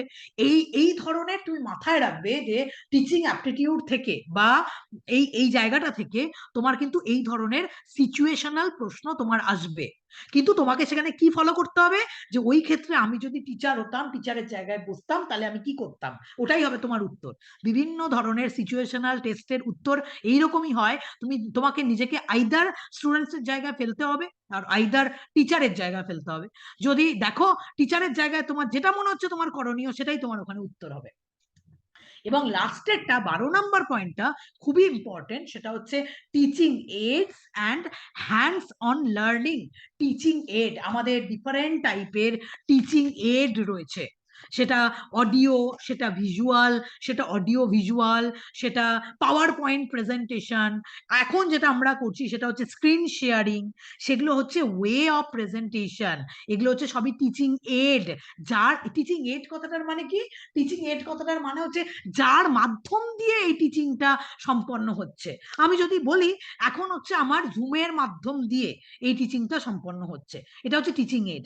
আগেকার দিনে কি হতো, যদি 2020 সালের কোভিড সিচুয়েশনের আগে ধরি, সেখানে কি হতো, সেখানে এটা হতো যে চক, বোর্ড আর ডাস্টার, চক থাকতো, টিচাররা ক্লাসরুমে গিয়ে বোর্ডে বোঝাতেন। এখন এই সিস্টেমটা অনেকাংশে কমে গেছে, আফটার কোভিড এই সিচুয়েশনটা কমে গেছে, এবং সেখানে বিভিন্ন ধরনের, হ্যাঁ, power point presentation, audio learning, হ্যাঁ, বা ভিজুয়াল লার্নিং বা অডিও ভিজুয়াল একসাথে, এই টিচিং এইডস গুলো এখানে বিভিন্নভাবে যুক্ত হয়েছে। আগে ছিল তোমাদের ধরো ওভারহেড, হচ্ছে ধরো প্রজেক্টর, হ্যাঁ, স্লাইড ছিল, সবকিছু ছিল। হ্যাঁ, কিন্তু এখন এগুলো অনেক পরিবর্তন হয়ে গেছে। কি কি পরিবর্তন হয়েছে, সেই পরিবর্তনগুলো তোমাকে আপ টু ডেট থাকতে হবে। তুমি কখনো এটা বলতে পারবে না যে বর্তমান যুগে দাঁড়িয়ে আমি ওই মেথড অবলম্বন করে পড়াতে পারি না, আমি জুম ওপেন করতে পারি না। অ্যাজ এ স্টুডেন্টও তুমি বলতে পারো না যে আমি জুমে ক্লাস করতে পারি না, ম্যাম আমি সামনাসামনি ক্লাস করব। তুমি যদি বলো যে আমি সামনাসামনি ক্লাস করব, তাহলে তো তোমার ইয়েটা অনেক কমে যায়, স্কোপটা তো অনেক কমে যায়। কারণ অনলাইন প্ল্যাটফর্মে ইউটিউব চলে আসাতে বা বিভিন্ন ধরনের সোশ্যাল মিডিয়া চলে আসাতে সেখানে অনেক ভালো ভালো প্ল্যাটফর্ম তৈরি হয়েছে, যেই প্ল্যাটফর্মের মাধ্যমে তুমি অনেক ভালো ভালো রিচ হতে পারো। হ্যাঁ, এই ক্ষেত্রে তুমি যদি বলো যে আমি সামনে বসে পড়বো, আমাকে বলেছে দু একজন, এখন আর বলে না কেউ, কিন্তু আগে বলেছে ম্যাম আমি অনলাইনে পড়বো না, ম্যাম আমি অফলাইনে আপনার কাছে বাড়িতে গিয়ে বসে পড়তে চাই। আমি বললাম সেটা সম্ভব না। ঠিক আছে, আমি অনলাইনেই পড়াই, আমি অফলাইনে কোনোভাবেই পড়াই না। ঠিক আছে, সেটা তো ধরো একটা জিওগ্রাফিক্যাল বেরিয়ার থাকে, তুমি কলকাতায় আছো, আমি বালুরঘাটে আছি, কি করে সম্ভব তুমি কি কলকাতা থেকে বালুরঘাটে আসবে? বা তুমি কলকাতার একটা প্রান্তে থাকো, হ্যাঁ, সাপোজ ধরো তুমি ভবানীপুরে থাকো, হ্যাঁ, তোমার ব্যারাকপুরে কোনো একটা ক্লাস হচ্ছে, তার মানে তুমি 2 ঘন্টা 4 ঘন্টা সময় নষ্ট করে তুমি আসবে, সেই 4 ঘন্টায় তো 3টে ক্লাস তোমার শোনা হয়ে যাবে। সুতরাং ওই যে বললাম যে টেক স্যাভি হতে হবে, বর্তমান যুগ যেভাবে এগিয়ে চলেছে, ভবিষ্যতের দিকে তোমাকেও কিন্তু সেইভাবেই এগিয়ে যেতে হবে, টিচিং এইডস গুলোকে তোমাকে সেইভাবে ব্যবহার করতে জানতে হবে। ঠিক আছে, এই যে অ্যাপ, বিভিন্ন ধরনের অ্যাপ্লিকেশন আমারও যেমন রয়েছে, বিভিন্ন ইনস্টিটিউটের রয়েছে, দেখবে ভালো ভালো অ্যাপ রয়েছে, আমার অ্যাপ রয়েছে দর্শন পরিবার, সেখানে কি বিভিন্ন ধরনের ক্লাসেস গুলো দেওয়া আছে, সব সব লাইভ ক্লাসেস গুলোই ওখানে কিন্তু দেওয়া আছে। তো এটাও একটা টিচিং এড, যার মাধ্যমে তুমি টিচ করছো স্টুডেন্টসরা লার্ন করছে, স্টুডেন্টসরা সেখান থেকে কিছু শিখছে। এই যে টোটাল 12টা পয়েন্ট, হ্যাঁ, এই টোটাল 12টা পয়েন্ট কিন্তু তোমাকে 30টা নাম্বার যদি তুলতে হয়, আমি তোমাদের মানে প্রত্যেকটা টিচিং অ্যাপটিটিউডের ক্লাস আমি ধরে ধরে ধরে ধরে করাবো। এইটুকু আমি বলতে পারি যে মানে ভালো করে যদি তুমি ক্লাস করো, 30টার মধ্যে তুমি যদি 30টাও কমন না পাও, 25টার প্রশ্নের উত্তর করা, কনসেপচুয়াল উত্তর করা তোমার পক্ষে কিন্তু পসিবল। কারণ প্রত্যেকটা জায়গা থেকে কিন্তু কনসেপচুয়াল প্রশ্ন থাকবে, তুমি কোনো কিছু মুখস্থ করে। আর এই যে মানে পন্থা একটা তোমরা নির্বাচন করেছো সবাই, ম্যাডাম পরীক্ষা নিন, ম্যাডাম মক টেস্ট নিন, আরে তুমি তো বিষয়টাই জানো না, তুমি যদি বিষয়টা না জানো, সেই বিষয়ের উপরে কত মক টেস্টই নেওয়া হোক না কেন, হ্যাঁ, এটাও একটা পদ্ধতি, মক টেস্টও একটা পদ্ধতি, সেটাও তোমাকে টিচিং অ্যাপটিটিউডের মধ্যে পড়তে হবে। কিন্তু তুমি যে বিষয় কখনোই জানো না, সে যে বিষয় কখনো পড়োনি, কন্টিনিউ বেসিসে স্টুডেন্ট নক করছে, ম্যাম মক টেস্ট নেই, ম্যাম মক টেস্ট নেই, তুমি জানো না, তোমার তোমার মধ্যে তো মক টেস্ট দিলে আরো বেশি দুর্বলতা তৈরি হবে, তোমার মধ্যে তো আরো অনেক বেশি ভীতি তৈরি হবে, যে বাবা আমি তো কিছুই পারছি না। সেই ভীতিটা না রেখে বা সেই মক টেস্টটা না দিয়ে তুমি যদি সেই সিলেবাসটাকে ভালো করে পড়ো, তুমি যদি কনসেপ্টটাকে ভালো করে ক্লিয়ার করো, তাহলে তো এইখান থেকে প্রশ্নের উত্তর করা তোমাদের জন্য অসুবিধা হবে না। সুতরাং বলো, আর্ট অফ টিচিং এর যে 12টা পয়েন্ট তোমাদের বোঝালাম, আশা করি 30টা প্রশ্ন না হলেও 25টা প্রশ্ন, মানে 25 দুগুণ 50 নাম্বার তো পাওয়া কোনো দুঃসাধ্য ব্যাপার নয়। আমি সেটা মনে করি, যদিও আমার মনে করার উপর কিছু নির্ভর করে না। আমি তোমাদের কাছে আসবো, তোমরা বলবে হ্যাঁ যে তোমরা এই 12টা পয়েন্ট টোটালি বুঝতে পেরেছো নাকি, এবং এই পয়েন্ট থেকে টোটালি কিন্তু 30টা মার্কস নাম্বার রয়েছে, এবং 30টা প্রশ্ন থাকবে, এটার উত্তর করতে হবে, কিন্তু তার জন্য পড়তে হবে। কিন্তু আমি একটা বই সাজেস্ট করতে পারি, তোমরা যদি নিজেরা পড়তে চাও, নিজেরা যদি পড়তে চাও, যদি মনে করো তোমার মনে হলো যে তুমি আমার কাছে ক্লাস করবে না, সেখানে তুমি নিজেরা ওখানে পড়তে চাও, তো আমি বলবো গো টু কেভিএস মাদানের যে বুক রয়েছে নেট সেটের জন্য, পেপার 1-এর জন্য, বুকটা ফলো করো, হ্যাঁ, পড়তে থাকো। তুমি যদি ইংলিশে অ্যাফ্লুয়েন্ট হও, তুমি যদি মনে করো যে তুমি একাই পড়তে পারবে পুরো বিষয়টাকে, তুমি পড়তে পারো, হ্যাঁ, কেভিএস ম্যাম মাদানের। বইটার নাম একটু বলবেন? হ্যাঁ, বইটার নাম হচ্ছে ওই UGC net SET JRF paper 1, teaching and research aptitude. আমার কাছে অনেক পুরনো ভার্সন রয়েছে, এখন তুমি নতুন ভার্সনটা পেয়ে যাবে। NET SET JRF paper 1, teaching and research aptitude by KVS Madaan, MADAAN, KVS Madaan, তোমরা এই বইটা পেয়ে যাবে। বাট আমি বলবো যে থরলি পড়তে থাকতে হবে কেভিএস মাদানের এই বইটা। আর আমি যখন পড়াবো, আমি কেভিএস মাদান এবং আরো 2-1টা বই আছে আমার পেপার 1-এর জন্য নেট সেটের, সেইখান থেকেই আমি টিচিং অ্যাপটিটিউড তোমাদের টোটাল ক্লাস নেব। ক্লিয়ার? তাহলে এটা হচ্ছে আর্ট অফ টিচিং গেল। হ্যাঁ, এইবার কেউ কিছু বলবে? আচ্ছা, এইবার আর একটা কথা বলি, এবার আদার স্কিল, যেখান থেকে তোমার, একটু মাইক্রোফোনটা মিউট করো, আমি একটু বলে দিই, তারপর আমি তোমাদের সবার কাছে আসবো, ঠিক আছে? এবার বলছি আদার স্কিল যেটা রয়েছে, সেটা 20 নাম্বার রয়েছে। তার মানে আমি ধরে নিতে পারি জেনারেল নলেজ থেকে 5 নাম্বার, এনভায়রনমেন্টাল সায়েন্স থেকে 5 নাম্বার, ম্যাথমেটিক্যাল অ্যাপটিটিউড থেকে 5 নাম্বার, এবং লজিক্যাল রিজনিং থেকে 5টা করে প্রশ্ন আসবে, 5 নাম্বার না 5টা করে প্রশ্ন আসবে, পার কোয়েশ্চেন 1 মার্কসের কিন্তু হবে। এইবার আমি একটু লাস্ট থেকেই শুরু করতে চাই, কারণ আমি জানি যে আজকের ক্লাসে অন্য সাবজেক্টের স্টুডেন্টস রয়েছে, ফিলোসফি স্টুডেন্টসদের এই জায়গাটা অসুবিধা হবে না আশা রাখি, হ্যাঁ, কিন্তু অন্য সাবজেক্টের স্টুডেন্টসদের এই জায়গাতে অসুবিধা হবে, and that is logical reasoning. হ্যাঁ, এই জায়গাটায় স্টুডেন্টসরা কিন্তু অসুবিধায় পড়বে। আমাদের ফিলোসফি স্টুডেন্টসরা অসুবিধায় পড়বে না, তার বড় কারণ হচ্ছে এটা এটা তাদের পড়ানোই হয়, এটা আমাদের একটা পাঠ্য বিষয় লজিক্যাল রিজনিং। এবার বাকি স্টুডেন্টসরা এখানে তো শুধুমাত্রই লজিক্যাল রিজনিং বলে রেখে দিয়েছে, তাহলে এই লজিক্যাল রিজনিং এর মধ্যে বেসিক্যালি হ্যাঁ কি কি জিনিস পড়া উচিত, কোন কোন জায়গা থেকে তোমাদের প্রশ্ন আসতে পারে লজিক্যাল রিজনিং এর মধ্যে থেকে, সেটা আমি একটু তোমাদের বলে দিতে চাই, একটু লিখে নাও সবাই। যে যে জায়গা থেকে প্রশ্ন আসার সমূহ সম্ভাবনা, আমিও বলতে পারবো না হোয়াট ইজ দ্য সিলেবাস, হ্যাঁ কিন্তু আমি তোমাদের এইটুকু বলতে পারি যে লজিক্যাল রিজনিং থেকে কি কি জাতীয় প্রশ্ন কোথা থেকে থাকতে পারে। 1 নম্বর পয়েন্ট লেখো, হেডিং দাও যে লজিক্যাল রিজনিং, তার মধ্যে লেখো 1 নম্বর point, understanding the structure of argument, understanding the structure of argument,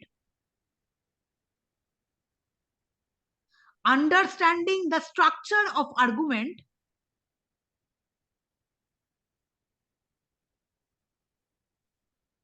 2 নম্বর পয়েন্ট,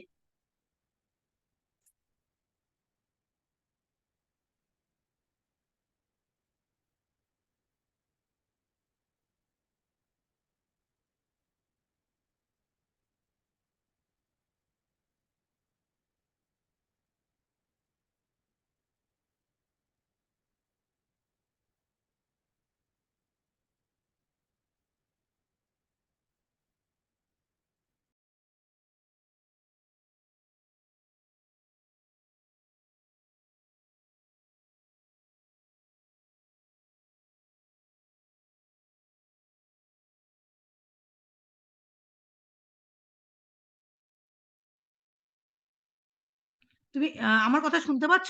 একটুখানি ক্লাসটা কেটে গেছিল, শোনা যাচ্ছে কথা? হ্যাঁ ম্যাম, শোনা যাচ্ছে। হ্যাঁ ম্যাম, শোনা আচ্ছা যাচ্ছে। আচ্ছা, একটু দাঁড়াও দাঁড়াও, ম্যাম 2 নম্বরটা শুরু করবেন।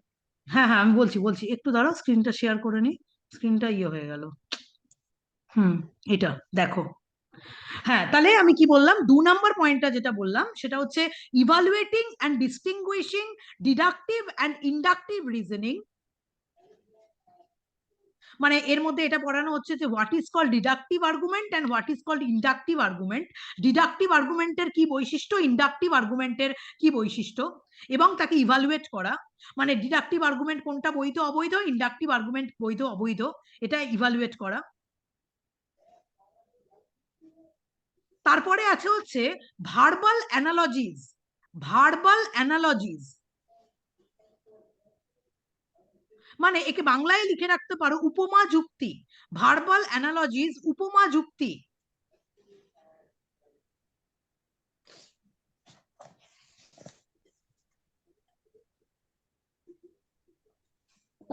আর আরেকটা হচ্ছে সেটা হচ্ছে সিম্পল, সরি সিম্পল লিখো না, reasoning logical diagram, reasoning logical diagram.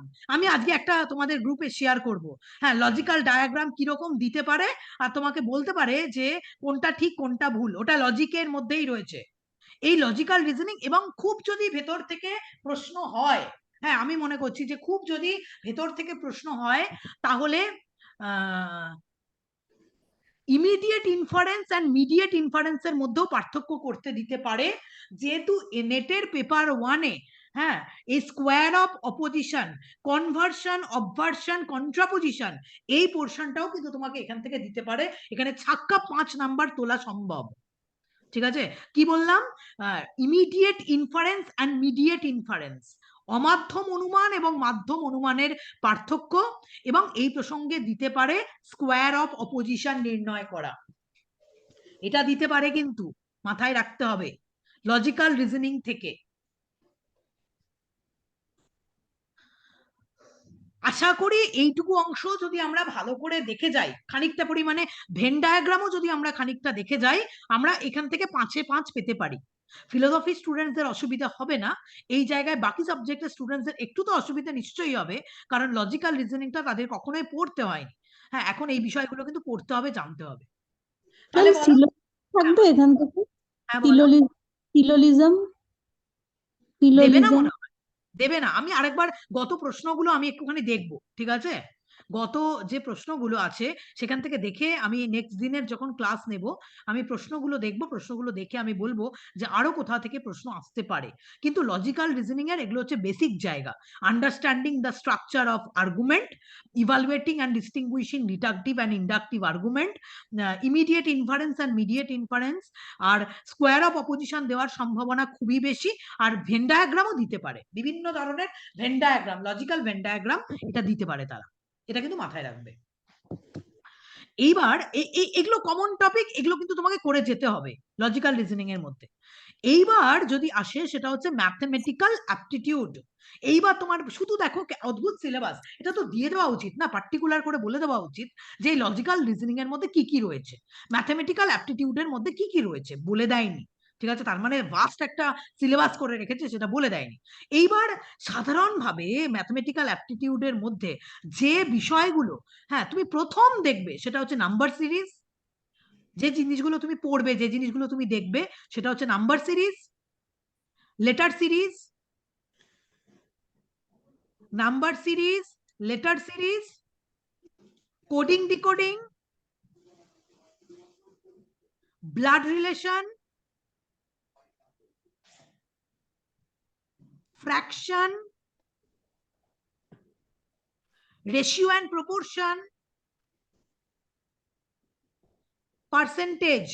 এই জায়গাগুলোই তুমি বেসিককে ফোকাস করে দেখবে ম্যাথমেটিক্যাল অ্যাপটিটিউডের মধ্যে। আবারও বলছি, number series, letter series, alphabetic যে সিরিজগুলো রয়েছে, মানে এখান থেকে লেটারটা এখানে চেঞ্জ করলে কি হয়, ওই letter series, number series, coding decoding, blood relation, fraction, time and distance, ratio and proportion, percentage. আবার অনেক ক্ষেত্রে ওই তোমার সালের যে হিসাবগুলো থাকে না, মানে 1999 সালে এই দিনটা এটা ছিল, তাহলে আজকে 2023 সালে সেটা কি হতে পারে, হ্যাঁ এইরকম প্রশ্নগুলো থাকলেও থাকতে পারে। ইয়ার, ডে অ্যান্ড মান্থের যে প্রশ্নগুলো হয়, এটা একটা স্ট্র্যাটেজি রয়েছে এই অঙ্কগুলো করার, এটাও কিন্তু তোমার ম্যাথমেটিক্যাল অ্যাপটিটিউডের মধ্যে থাকতে পারে।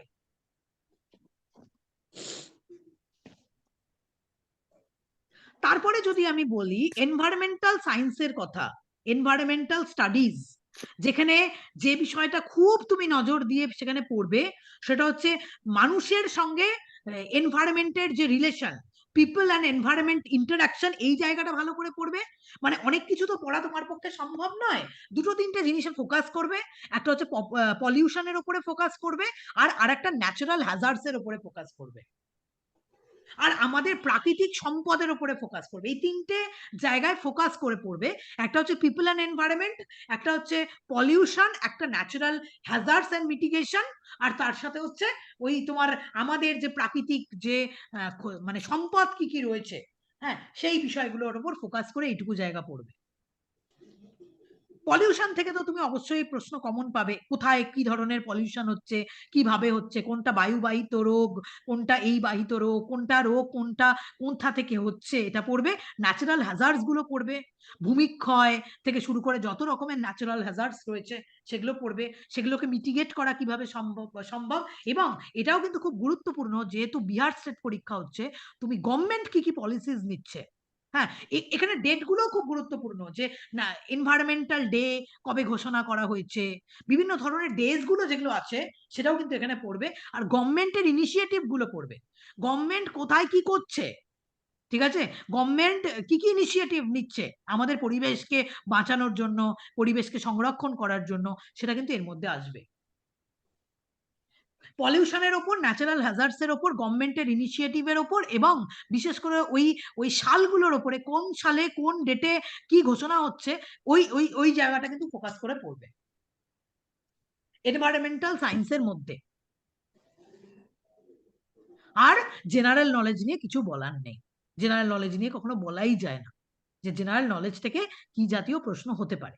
কিন্তু তুমি যদি খুব স্ট্র্যাটেজিক হও, আমি যদি বলি তোমার সাবজেক্টের প্রতি, নিশ্চয়ই এই সিলেবাসটা তাহলে সবার দেখা হয়ে গেছে, 50 নাম্বারের মধ্যে তোমাকে টার্গেট নিতে হবে, এটাও টার্গেট কিন্তু, ওই বললাম পরীক্ষা কোয়ালিফাই করার জন্য একটা স্ট্র্যাটেজি ফলো করতে হয়, 50-এ 85 তোমাকে পেতে হবে, এটা তোমার টার্গেট নয়, তুমি টার্গেট রাখো 50-এ তোমাকে 40 পেতে হবে, টার্গেট রাখো তুমি। যদি তুমি এই টার্গেট রাখো এবং সেখানে যদি টিচিং অ্যাপটিটিউড খুব ভালো করে পড়ো, খুবই ভালো করে পড়তে হবে, মানে কনসেপ্ট ক্লিয়ার রাখতে হবে টিচিং অ্যাপটিটিউডের। তিনটে জিনিসকে ফোকাস করো, টিচিং অ্যাপটিটিউডকে ফোকাস করো, লজিক্যাল রিজনিংকে ফোকাস করো, ম্যাথমেটিক্যাল রিজনিংকে ফোকাস করো, খানিকটা পরিমাণে এনভায়রনমেন্টাল স্টাডিজের জাস্ট তুমি যদি সময় নাও পাও পলিউশন আর হ্যাজার্ডস গুলো দেখে যাও। হ্যাঁ, আর কিছু লাগবে না। জেনারেল নলেজ কোথা থেকে আসবে তুমি জানো না, সুতরাং এটা পড়ার মতো জায়গায় তুমি নেই। হ্যাঁ, এটা পড়ে অযথা সময় নষ্ট করাও যাবে না। হ্যাঁ, কারণ তোমার টার্গেট তোমাকে 40 নাম্বার তুলতে হবে, তোমার টার্গেট তোমার 50 নাম্বার তুলতে হবে না। তাহলে 40-এর মধ্যে টিচিং অ্যাপটিটিউড থেকেই কিন্তু তোমার 30 নাম্বার উঠে যায়, এটা ভাবতে হবে। আর লজিক্যাল রিজনিং থেকে 5-এ 5, ম্যাথমেটিক্যাল অ্যাপটিটিউড থেকে 5-এ 5, আর বাকি থেকে যেগুলো আসবে সেটা তোমার এক্সট্রা আসবে, এক্সট্রা নাম্বার আসবে। আর সাবজেক্টের প্রতি চরম দক্ষতা, সাবজেক্টের যে কোনো বিষয় থেকে প্রশ্ন দিক না কেন, তোমারও সেটাতে টার্গেট থাকবে যে সব ইউনিটই যে তোমাকে পড়তে হবে তার তো কোনো মানে নেই। কেউ তোমাকে বাধা ধরে, আমি একটু রেকর্ডিংটা স্টপ করে কথা বলছি, যে মানে সাবজেক্টের ক্ষেত্রে সব ইউনিট যে তোমাকে পড়তে হবে, কে বলেছে তোমাকে? সব ইউনিট তোমাকে পড়তে হবে না, ঠিক আছে? সব ইউনিটের মধ্যে তুমি বেছে নাও যে কোন ইউনিটে তুমি পারদর্শী, ঠিক আছে? দুটো ইউনিটকে তুমি না হয় বাদে দিয়ে দাও, তোমার মনে হচ্ছে যে এত ইউনিট আমি পারবো না, ঠিক আছে? দুটো ইউনিটকে তুমি বাদ দিয়ে দাও, তুমি দুটো ইউনিটকে বাদ দিয়ে এইবার তুমি পড়তে শুরু করো। কিন্তু যে ইউনিট তুমি পড়বে সেই ইউনিট কিন্তু একদম ধরে বিষয়টাকে রপ্ত করবে, বিষয়টাকে কিন্তু তুমি পড়বে। এই যদি স্ট্র্যাটেজি হয়, তোমার স্ট্র্যাটেজি কিন্তু 100% নাম্বার পাওয়া নয়, কেউ সেটা পেতে পারে না। তুমি যদি তার পেছনে সময় নষ্ট করো সেটা ভুল হবে। স্ট্র্যাটেজি প্ল্যান করো যে কিভাবে পড়বে প্রত্যেকটা দিন। হ্যাঁ, এমন ভাবে পড়বে যাতে তোমার মাদ্রাসা সার্ভিস কমিশনের পরীক্ষার জন্যও তুমি প্রিপারেশন নিতে পারবে, এবং তার সাথে সাথে এই পরীক্ষাটার জন্য তোমার ইকুয়াল প্রিপারেশন চলতে থাকবে। সারা দিনে তুমি এখন, আমি ধরে নিচ্ছি, খুব কম করে হলেও 6 ঘন্টা টাইম তুমি পড়াশোনার জন্য দেবে। যে 6 ঘন্টা টাইমের মধ্যে প্রত্যেক দিন 2 ঘন্টা টাইম কিন্তু তুমি শুধু জেনারেল পেপারের জন্য দেবে। টিচিং অ্যাপটিটিউড, বাকি আদার স্কিলগুলো, ফিলোসফি স্টুডেন্টদের অসুবিধা হবে না, ফিলোসফি স্টুডেন্টদের লজিক্যাল রিজনিং অসুবিধা হবে না, কোনোই অসুবিধা হবে না। কিন্তু বাকি জায়গাগুলো পড়তে হবে, টিচিং অ্যাপটিটিউড ক্লাস করতে হবে, টিচিং অ্যাপটিটিউড বুঝতে হবে। না হলে আইদার তুমি যদি আমার কাছে ক্লাস না করো বা কোনো ইনস্টিটিউটে কোনো জায়গায় ক্লাস না করো, নিজেকে কিন্তু কনসেপ্ট ক্লিয়ার করে করে বই থেকে পড়তে হবে। যবে কোনো মক টেস্ট তোমাকে কিছু করতে পারবে না, বিভিন্ন জায়গা থেকে তোমাকে বলবে মক টেস্ট দাও, মক টেস্ট দাও, মক টেস্ট দাও, দিও, কিন্তু তার আগে তুমি ভালো করে আগে পড়ো। লাস্ট 5 দিন মক টেস্ট দিলেও তোমার অনেক কিছু হয়ে যাবে। কিন্তু এখন তুমি সেই বিষয়ে টেনশন না করে, হ্যাঁ, সেগুলোর দিকে ফোকাস না করে, শুধুমাত্র এখন যদি তুমি টাইমটা পড়ার দিকে ফোকাস করো, এবং মিনিমাম 6 ঘন্টা, তুমি যদি ম্যাক্সিমাম 12 ঘন্টা পড়তে পারো, সেটা তো তোমার উপর নির্ভর করছে। কিন্তু তার জন্য একটা রুটিন মেনটেন করো। হ্যাঁ, প্রত্যেকদিন কোন বিষয়টা তুমি পড়বে, কোন বিষয়টা, কোন ইউনিটটা তুমি শেষ করবে, এটা কিন্তু তোমাকে রুটিন মেনটেন করতে হবে, ক্লাসগুলো করতে হবে। তবে এটা তো চাকরির পরীক্ষা, যখন চাকরি হয়ে যাবে জীবনে কত আনন্দ, কারণ এই দিনটাই তুমি দেখতে চেয়েছিলে, ঠিক আছে, যে আমি চাকরি পাচ্ছি। কিন্তু তার জন্য যে পরিশ্রমটা, সেটা তো করতেই হবে। আমি অ্যাজ আ টিচার তোমাকে গাইড করে দিতে পারি, গাইড, ঠিক আছে, যে কোথা থেকে পড়বে, কোন বই থেকে পড়বে। কোনো নোট মেটেরিয়াল পড়বে না, কোনো শুধু পয়েন্ট পড়বে না। আবারও বলছি, আমার স্টুডেন্টরা জানে, কিন্তু এখানে বাইরের স্টুডেন্টসরা প্রচুর আছে বলে আমি তাদেরকে বলছি, কোনো নোট মেটেরিয়াল পড়বে না, বই পড়ো। কোথা থেকে দেখবে ইউনিট বই থেকেই দিয়েছে তোমার, ওই বইগুলো ধরে ধরে ধরে ধরে পড়ো। তুমি দেখবে যে সেখান থেকে তুমি কনসেপচুয়াল প্রশ্ন কিন্তু কমন পেয়ে যাচ্ছ, তোমার অসুবিধা হবে না। আর এটুকু বলতে পারি যে আমার কাছে যারা ফিলোসফি পড়েছে, বাকি বাকি জেনারেল পেপারের কথা বলছি না, যারা ফিলোসফি পড়েছে, আশা করি তো তাদের কোনো সমস্যা হওয়ার কথা নয়, সেটা মাদ্রাসাতেও এবং তাদের এটাতেও। মানে তারা যদি নিজস্ব চেষ্টাটা থাকে, আমি যেভাবে কোনো একটা বিষয়কে ধরে ধরে পড়িয়েছি, এর থেকে উঁচু মানের প্রশ্ন আর হতে পারে না। আমি সবচেয়ে হাইয়েস্ট লেভেলে গিয়ে প্রত্যেকটা বিষয় আলোচনা করেছি, আমি কোনো লোয়ার লেভেলে গিয়ে কিন্তু পড়াইনি, যা পারি তাই করে পড়িয়ে দিয়েছি না, প্রত্যেকটা ইউনিট ধরে ধরে ধরে ধরে পড়িয়েছি। সুতরাং প্রত্যেকটা ইউনিটকে গুরুত্ব দাও, প্রত্যেকটা ইউনিটে ক্লাস করো, ক্লাস রেকর্ডিং শোনো, এবং সেই অনুযায়ী কিন্তু ক্লাসেসগুলো তোমরা করো। এইবার আমার যেটা দর্শন পরিবার অ্যাপ আছে, আমার স্টুডেন্টসরা তো দর্শন পরিবার অ্যাপটা জানে, আমি সেখানে জেনারেল কোর্সের ব্যাপারেও কিছু স্টুডেন্টসদের কথা বলতে চাই। হ্যাঁ, যেটা হচ্ছে এটা, যে আমার যে দর্শন পরিবার অ্যাপটা রয়েছে, সেই অ্যাপের লিঙ্কটা হয়তো তোমাদের সকলের কাছে নেই। হ্যাঁ, সেই ক্ষেত্রে আমি একটা কথা বলি যে আমি তোমাদের অ্যাপের লিঙ্কটা প্রথমে দিচ্ছি। হ্যাঁ, তোমাদের সবার কাছে জাস্ট শুধুমাত্র অ্যাপটা প্রথমে তোমরা ডাউনলোড করে নাও। এখানে ফিলোসফির কোর্স আলাদাভাবেই রয়েছে, যে কোর্সের মধ্যে অলরেডি কিন্তু এই জেনারেল পেপারও তার মধ্যে ইনক্লুড হয়েই রয়েছে।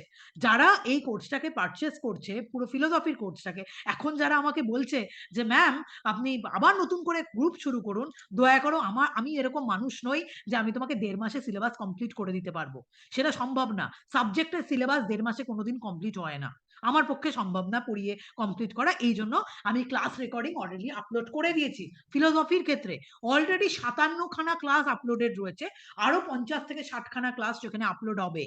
হ্যাঁ, সেটা বিহার স্কুল সার্ভিস কমিশনের জন্য আলাদা, মাদ্রাসা সার্ভিস কমিশনের জন্য আলাদা, সেখানে আলাদা পেমেন্টের বেসিসে এই ক্লাস আপলোড হয়েছে, এবং সেখানে কিন্তু জেনারেল পেপারও ইনক্লুডেড থাকবে। তাদেরকে জেনারেল পেপারের জন্য আর কোনো রকম কোনো কোর্স পারচেস করতে হবে না, সেই কোর্সের মধ্যে এটা ইনক্লুডেড থাকবে। টিচিং অ্যাপটিটিউডের ক্লাস বা ম্যাথমেটিক্যাল রিজনিং এর কিছু প্রি রেকর্ডেড ক্লাস আমার কাছে রয়েছে, লজিক্যাল রিজনিং এর প্রি রেকর্ডেড ক্লাস রয়েছে, সেগুলো ওর মধ্যে ইনক্লুডেড থাকবে। যখন যখন লাইভ ক্লাস নেওয়ার, আমি লাইভ ক্লাস নিয়ে তোমাদের বিষয়টাকে রেডি করে দেবো আশা রাখি। কিন্তু যারা অন্য সাবজেক্টের স্টুডেন্টস, তারা তো নিশ্চয়ই ফিলোসফি পড়বে না, ঠিক আছে, তাদের তো ডিফারেন্ট সাবজেক্ট।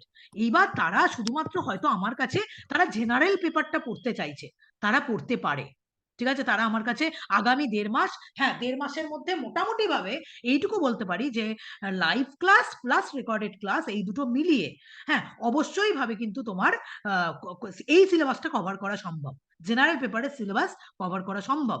সেই ক্ষেত্রে আমি কিন্তু কেভিএস মাদানের যে বইটি রয়েছে, আমি বই পড়াই, আমি নোট দিই না। হ্যাঁ, আমি কেভিএস মাদানের এই বইটি ফলো করে করে প্রত্যেকটা পয়েন্ট তুলে ধরে তোমাদের বিশ্লেষণ করব বিষয়গুলো। তোমরা এই কোর্সটাতে জয়েন করতে পারো। এই কোর্সটার যেটা প্রাইস রাখা আছে, সেটা হচ্ছে রাখা আছে 2400 টাকা। শুধুমাত্র জেনারেল পেপার, যারা ফিলোসফি পড়ছে না, শুধুমাত্র জেনারেল পেপারের কোর্স অ্যাক্সেস করবে, তাদের কাছে এই কোর্সের প্রাইস আছে 2400 টাকা। আর ইমিডিয়েটলি, যেহেতু কোর্সটা আজকে ইন্ট্রোডিউস হয়েছে, একটু আগে ইন্ট্রোডিউস হয়েছে, এবং সেই কোর্সের উপর একটা, যারাই যাবে এই কোর্স দেখবে তারা দেখবে যে ফ্ল্যাট 400 রুপিজের ডিসকাউন্ট রয়েছে, 1999 এই কোর্সটা রয়েছে। এই কোর্সটা এনি আদার স্টুডেন্ট যে কেউ পারচেস করতে পারো। অলরেডি সেখানে ক্লাসেস আপলোড করা আছে। লজিক্যাল রিজনিং এর ক্লাস আমি আগেই আপলোড করেছি, কারণ আমি এটা জানি যে ফিলোসফি স্টুডেন্টসদের লজিক্যাল রিজনিং নিয়ে অসুবিধা হবে না, বাট আদার স্টুডেন্টসদের লজিক্যাল রিজনিং নিয়ে অসুবিধা হবে। এই জন্য সমস্ত লজিক্যাল রিজনিং এর ক্লাস পর আপলোড করা আছে, তোমরা দেখতেই পাবে, ঠিক আছে। আমি তোমাদের কোর্সের লিংক শেয়ার করবো একটু বাদেই, ক্লাসের পরে তোমরা দেখতেই পাবে সেখানে লজিক্যাল রিজনিং এর ক্লাস পর দেওয়া হয়েছে, এবং সেখানে ম্যাথমেটিক্যাল অ্যাপটিটিউডের ক্লাস যাবে। এবং আগামীকাল স্যার রাত্রেবেলা ম্যাথমেটিক্যাল অ্যাপটিটিউডের ক্লাস নেবেন।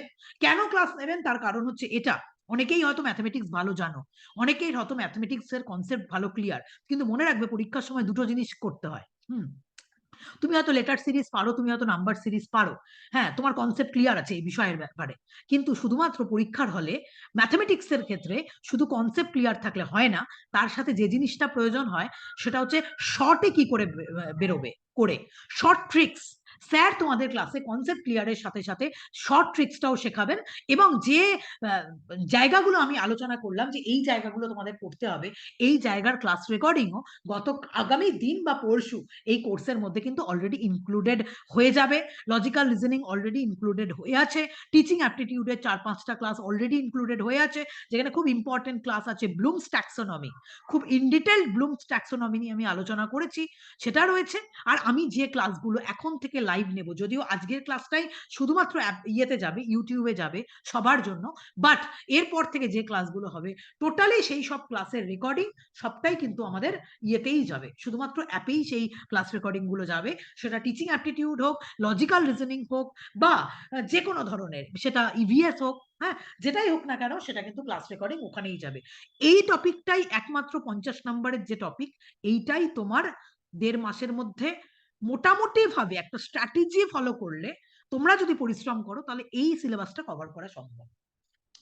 টিচিং অ্যাপটিটিউডের ক্লাস অনেকগুলো লাগবে, মিনিমাম 10 থেকে 12টা ক্লাসে টোটাল টিচিং অ্যাপটিটিউড ক্লিয়ার হয়ে যাবে। ক্লিয়ার? এবং তার সাথে লজিক্যাল রিজনিং এর একটা ডাউট ক্লিয়ারিং ক্লাস, আমি দুটো ডাউট ক্লিয়ারিং ক্লাস রাখবো এবং তার সাথে প্রশ্ন উত্তরেরও জায়গাটা আমি রাখবো। হ্যাঁ, মানে ওইখান থেকে তোমাদের প্রশ্ন কমন পাওয়ার সম্ভাবনা আছে। কিছু এমসিকিউজ এর সলভ আমি ওখানে রেখেছি ক্লাসের মধ্যে, সেটাও ওর মধ্যে ইনক্লুডেড হবে। পিপল অ্যান্ড এনভায়রনমেন্টের কিছু ক্লাস রেকর্ডিং আমি তোমাদের এক্ষেত্রে দেব। আর তার সাথে যেটা সেটা হচ্ছে লজিক্যাল রিজনিং, সেটা তো আর বলারই নেই, আমি অলরেডি আপলোড করেছি। এই টোটাল কোর্সটার ফিলোসফিকে বাদ দিয়ে যারা ফিলোসফি অলরেডি পারচেস করেছে তারা এই ক্লাসগুলো ওর মধ্যেই পাবে। যে কোর্সের প্রাইস রাখা আছে 12,000 টাকা, total philosophy plus general paper সেটা ওখানে রয়েছে। বাট যারা শুধুমাত্রই জেনারেল পেপার নেবে, জেনারেল পেপারে আমার কাছে ক্লাস করতে চায়, তোমার যদি আজকের ক্লাস থেকে মনে হয় যে আমি তোমাদের কিছু ইনপুট দিতে পারি বা কিছু শেখাতে পারি, তাহলে তোমার যদি মনে হয় তুমি যদি ক্লাস করতে চাও, তুমি আমার সাথে পার্সোনালি যোগাযোগ করবে বা গ্রুপেও লিখতে পারো, কোনো অসুবিধা নেই। আমি অ্যাপের লিঙ্ক দিয়ে দেবো বা ওই কোর্সটার লিঙ্ক তোমাকে দিয়ে দেবো, যে কোর্সটা এখন ফ্ল্যাট, যেটার প্রথম মানে ইন্ট্রোডিউস হওয়ার জন্য যে ডিসকাউন্ট আছে সেটা 400 টাকায় ডিসকাউন্ট আছে। তুমি 1999 প্লাস সাম জিএসটি তে এই কোর্সটা তুমি পারচেস করে নিতে পারো, কোনো অসুবিধা নেই। হ্যাঁ, কিন্তু হ্যাঁ, এইটুকুই লাস্টে একটা কথা বলবো যে অনেকের সাথে আজকে প্রথম পরিচয় হলো, অনেকে রয়েছে নতুন দেখলাম। তোমাদের সকলের জন্য বেস্ট অফ লাক। তোমাদের ভবিষ্যৎ, তোমরা এত ভালো করে পড়াশোনা করেছো, তোমাদের ভবিষ্যৎ অনেক সুন্দর হোক। তোমরা সবাই স্কুল, কলেজ, ইউনিভার্সিটি বিভিন্ন জায়গায় তোমরা প্রতিষ্ঠিত হও। হ্যাঁ, তোমরা ভালো থাকো এবং একটা সুন্দর জীবন নিজেরা কাটাও এবং তোমার স্টুডেন্টসদেরকেও দাও, কারণ তোমার আদর্শ তোমার স্টুডেন্টসের মধ্যে প্রতিফলিত হবে। ঠিক আছে? তুমি যতটা আদর্শবান হবে তোমার স্টুডেন্টসরাও ততটাই আদর্শবান হবে। হ্যাঁ, গুড টিচারের এটাই হচ্ছে কোয়ালিটি। নেক্সট দিন আমরা ক্লাস নেব, আগামীকাল স্যার ক্লাস নেবেন ম্যাথমেটিক্যাল অ্যাপটিটিউডের কিছু টিপস অ্যান্ড ট্রিক্স নিয়ে উনি আলোচনা করবেন। কোনো হয়তো নাম্বার সিরিজ, লেটার সিরিজ বা যেটা স্যারের মনে হবে সেই বিষয় নিয়ে উনি আগামীকাল ক্লাস নেবেন। আর এই ক্লাসগুলো সবটাই আমাদের অ্যাপে চলে যাবে কোর্সের মধ্যে। এবং আরেকটা কথা লাস্টে আমি বলে দিতে চাই, এই কোর্সটাকেও কিন্তু তুমি লাইফ টাইম অ্যাক্সেস করতে পারো। অর্থাৎ একবার এই কোর্সটা নিয়ে বাকি আদার টাইম, অর্থাৎ তুমি পরের বার আবার পরীক্ষা দিচ্ছ, তোমার কি আবার কোর্স নিতে হবে? না, নিতে হবে না। একবার এই কোর্সটা নিলে তুমি সেই কোর্সটাকে লাইফ টাইম অ্যাক্সেস করতে পারো 1999 এই প্রাইসে। হ্যাঁ, এইটুকুই আমার আজকের ক্লাসে বলা ছিল। আমি ভেবেছিলাম যে টিচিং অ্যাপটিটিউডের কোনো একটা টপিক আজকে পড়াবো, কিন্তু মনে হলো আগে যদি আমি সিলেবাসটা ডিসকাস করে দিই তাহলে তোমাদের একটা না সম্যক ধারণা হবে। আসলে আমরা বুঝতে পারি না যে সিলেবাসটা আমরা কি করে পড়বো বা সিলেবাসটা আমরা জানবো কি করে। তো আমি আজকের ক্লাসে তোমাদের জেনারেল পেপারের এই সিলেবাসটা নিয়েই আলোচনা করলাম। এইবার তোমরা বলো যে বুঝতে পেরেছো নাকি আমি যেটা আলোচনা করলাম আজকের ক্লাসে? ম্যাম বলো। ম্যাম বলবো? হ্যাঁ বলো, বলছি আমি নিশ্চয়ই। একটু পরে করেছি, আমি বুঝতে পারছি না যে এটা কি নেট সেটের জন্য নাকি এসএলএসটির জন্য নাকি মাদ্রাসা এই নাকি? আজকের যে ক্লাসটা আমি নিলাম সেই আজকের ক্লাসটা বেসিক্যালি বিহার স্কুল সার্ভিস কমিশনের সিলেবাস, কিন্তু সেই সিলেবাসে টোটাল টপিকটা নেটসেটের পেপার 1 এর সাথে একই। ঠিক আছে? নেটসেটে কিছু এক্সট্রা টপিক আরো আছে, যেমন হায়ার এডুকেশন, তার সাথে আছে হচ্ছে ডেটা ইন্টারপ্রিটেশন, এগুলো রয়েছে। বাট এই সিলেবাসটা ওর সাথে একই, মানে আজকে যেটুকু সিলেবাস নিয়ে আলোচনা করলাম নেটসেটের পেপার 1 এর সিলেবাস আর এই সিলেবাস একদম একই। কিন্তু আজকে বেসিক্যালি আমি আলোচনা করলাম বিহার স্কুল সার্ভিস কমিশনের যে পরীক্ষা তার যে জেনারেল পেপার, তার জেনারেল পেপারের সিলেবাস নিয়ে আমি আলোচনা করলাম আজকে। বলো, বাকিরা বলো, কারোর যদি আজকের ক্লাস নিয়ে কোনো কিছু জানার থাকে, বলার থাকে, একটু প্লিজ বলো, তাহলে আমারও ভালো লাগবে যে তোমরা বুঝতে পেরেছো আমি কি আলোচনা করলাম। ম্যাম তাহলে কি নেট সেটের জেনারেল পেপার আর এসএলএসটি বা বিহার এগুলো কি আলাদা আলাদা হ্যাঁ, অবশ্যই জেনারেল আলাদা, পেপারটা? অবশ্যই আলাদা, অবশ্যই না আলাদা, না, সে তো অবশ্যই আলাদা, আলাদা। কিন্তু নেটের ক্ষেত্রে আপনার 50। আপনার পড়ানোর ক্ষেত্রেও কি আলাদা আলাদা এটা হবে নাকি? টিচিং অ্যাপটিটিউডের ক্ষেত্রে কোনোভাবে আলাদা হবে না। ঠিক আছে? টিচিং অ্যাপটিটিউডের ক্ষেত্রে কোনোভাবেই আলাদা হবে না, কারণ এই ক্ষেত্রে প্রশ্নটা ধরো সেই লেভেলেরই হবে, আলাদা হবে না। আমার ক্ষেত্রে আমি এখন যে টিচিং অ্যাপটিটিউডের ক্লাস শুরু করব আগামী কাল বা পরশু থেকে, কাল যদি স্যার ক্লাস নেন ম্যাথমেটিক্যাল অ্যাপটিটিউডের, সেই ক্লাসটা কিন্তু নেটের জন্যও রয়েছে, ধরো নেটের সিলেবাসে ওটা রয়েছে। হ্যাঁ, স্যার যদি ক্লাস নেন তো স্যার ক্লাস নিলেন, ম্যাথমেটিক্যাল অ্যাপটিটিউডটা তো করতে হবে কারণ ওখানে নাম্বার তুলতে হবে। আর তাহলে আমি পরশু দিন বা তার পরদিন যখন আমি টিচিং অ্যাপটিটিউডের ক্লাস নেবো, আমার পড়ানো সমানই হবে। নেটে আমি যেমন পড়াই আমি এই ক্ষেত্রেও তেমনই পড়াবো। আমি কখনো এসএলএসটি আর নেটকে ভাগ করি না, কেন? আমি জানি যে স্ট্যান্ডার্ড আপ হবে, স্ট্যান্ডার্ড সেইভাবেই রেখে আমি পড়াই। বলো, আর কারোর যদি কোনো প্রশ্ন থাকে বলো। বাকি স্টুডেন্টসদের কাছে আমি আসতে চাইছি, যে যারা বাকি স্টুডেন্টসরা জয়েন করেছো, যারা আমার কাছে পড়ো না, হ্যাঁ, পেপার ওয়ানের সাবজেক্ট দুটোই নেব। আচ্ছা ঠিক আছে সুইটি, তুমি আমাকে ইয়ে করো, হোয়াটসঅ্যাপ করো, ঠিক আছে, আমি বলে দেবো। তুমি পেপার ওয়ান সাবজেক্ট মানে তুমি সাবজেক্ট নিলেই পেপার ওয়ান তার মধ্যে ইনক্লুডেড হয়ে যাবে, ঠিক আছে, তোমাকে পেপার ওয়ান আলাদা নিতে হবে না। পেপার ওয়ান আলাদা তারাই নেবে যারা মনে করবে যে ফিলোসফিটার প্রয়োজন নেই তাদের কাছে, হতেই পারে না অনেকের কাছে ফিলোসফি প্রয়োজন নেই, তারা শুধু জেনারেল পেপারটা নিতে পারে। 1999 এখন, যেটা ডিসকাউন্ট আগামী 3 দিন রয়েছে, হ্যাঁ, তো অবশ্যই নিতে পারো। এরপর দিন আমি টিচিং অ্যাপটিটিউডের ক্লাস, প্রথম ক্লাসটা নেব, সেটাও আমি সকলের সাথে শেয়ার করবো। বাট আবারও বলে দিচ্ছি, ক্লাস রেকর্ডিং কিন্তু শুধুমাত্র অ্যাপেই থাকবে। যারা কোর্স অ্যাক্সেস করবে, যারা কোর্স নেবে, হ্যাঁ, তারা কিন্তু অবশ্যই এই ক্লাসগুলো তারা রেকর্ডিং হিসাবে আজীবন লাইফ টাইম তারা অ্যাক্সেস করতে পারবে, কোনো তাদের অসুবিধে আশা করি হবে না। এতদিনেও অসুবিধে হয়নি, আগামী কারোর অসুবিধা হবে না। তোমরা ক্লাসগুলো নাও। বিশেষ করে আমি অন্য সাবজেক্টের স্টুডেন্টসদের বলবো যে তোমরা কোর্সটাকে নিয়ে লজিক্যাল রিজনিং এর ক্লাসগুলো কিন্তু তোমরা দেখতে শুরু করতে পারো। আমি এইটুকু বলতে পারি, আমি যা পড়িয়েছি, যেভাবে আলোচনা করেছি, হ্যাঁ, আমি তো ডাউট ক্লিয়ারিং ক্লাস রাখবোই, তোমাদের কোনো ধরনের কোনো অসুবিধা হওয়ার কথা না। হ্যাঁ, এইটুকুই আমার বলার। আর যদি কারোর কিছু বলার থাকে তাহলে বলো।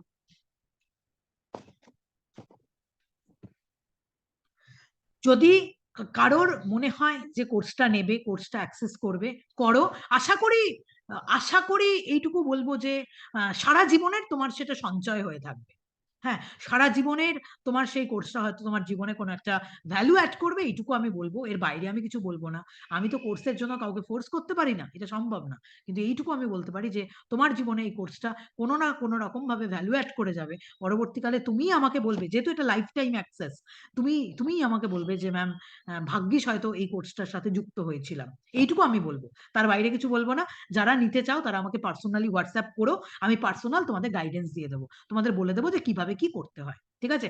আমি এখানে নেটসেটে পেপার ওয়ানেরও ক্লাস শুরু করব, মানে যেদিনই টিচিং অ্যাপটিটিউডের ক্লাস শুরু হবে সেদিন নেটসেটে পেপার ওয়ানেরও ক্লাস শুরু হয়ে যাবে। কারণ আমি টিচিং অ্যাপটিটিউড যখন পড়াচ্ছি, আমি আলাদাভাবে তো পড়াবোই না, ঠিক আছে, আমি সেই লেভেলে সেই স্ট্যান্ডার্ডে পড়াবো যাতে নেটের পেপার ওয়ানও সেটা কভার করে যায়। কারণ এই এখনই অলরেডি কেউ একজন স্টুডেন্ট, আমি এর নাম জানি না, কেউ আমাকে একজন লিখেছে যে ম্যাম আপনি নেটসেটের পড়ান পেপার ওয়ান, তাহলে আপনার ডিটেলসটা আপনি একটুখানি বলুন।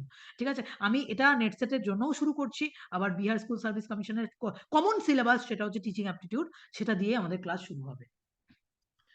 আশা করি আমার বক্তব্যের মধ্যে কোনো ভ্রান্তি নেই, আর তোমাদেরও বুঝতে কোনো রকম কোনো অসুবিধে নেই। আশা করি তোমাদের মনে কোনো যদি প্রশ্ন থাকে, যদি মনে করো যে তুমি কোর্সটা অ্যাক্সেস করবে, আমাকে জাস্ট হোয়াটসঅ্যাপ করো। আমার হোয়াটসঅ্যাপ নাম্বার 9432918197। আমি পার্সোনালি সমস্ত স্টুডেন্টসকে কথা বলি সবার সাথে। হ্যাঁ, আমি পার্সোনাল সবার সাথে একটা আমার টার্মস রয়েছে, সম্পর্ক রয়েছে। সুতরাং আমাকে পার্সোনাল হোয়াটসঅ্যাপ করো, আমি নিশ্চয়ই তোমাদের গাইড করে দেবো। যারা বাকি স্টুডেন্টস আছো তাদেরকেও বলছি, আবার যারা ফিলোসফি স্টুডেন্টস আছো তাদেরকেও বলছি। ভালো হোক, মঙ্গল হোক, এই কথা বলে আজকের ক্লাসটা আমাদের ইউটিউবে যাবে রেকর্ডিং হিসাবে। তোমরা তোমার বন্ধুদের সাথেও আজকের ক্লাসটা শেয়ার করতে পারো, আমার ভালো লাগবে। এই বলে আজকের ক্লাস রেকর্ডিংটা এখানেই স্টপ করছি।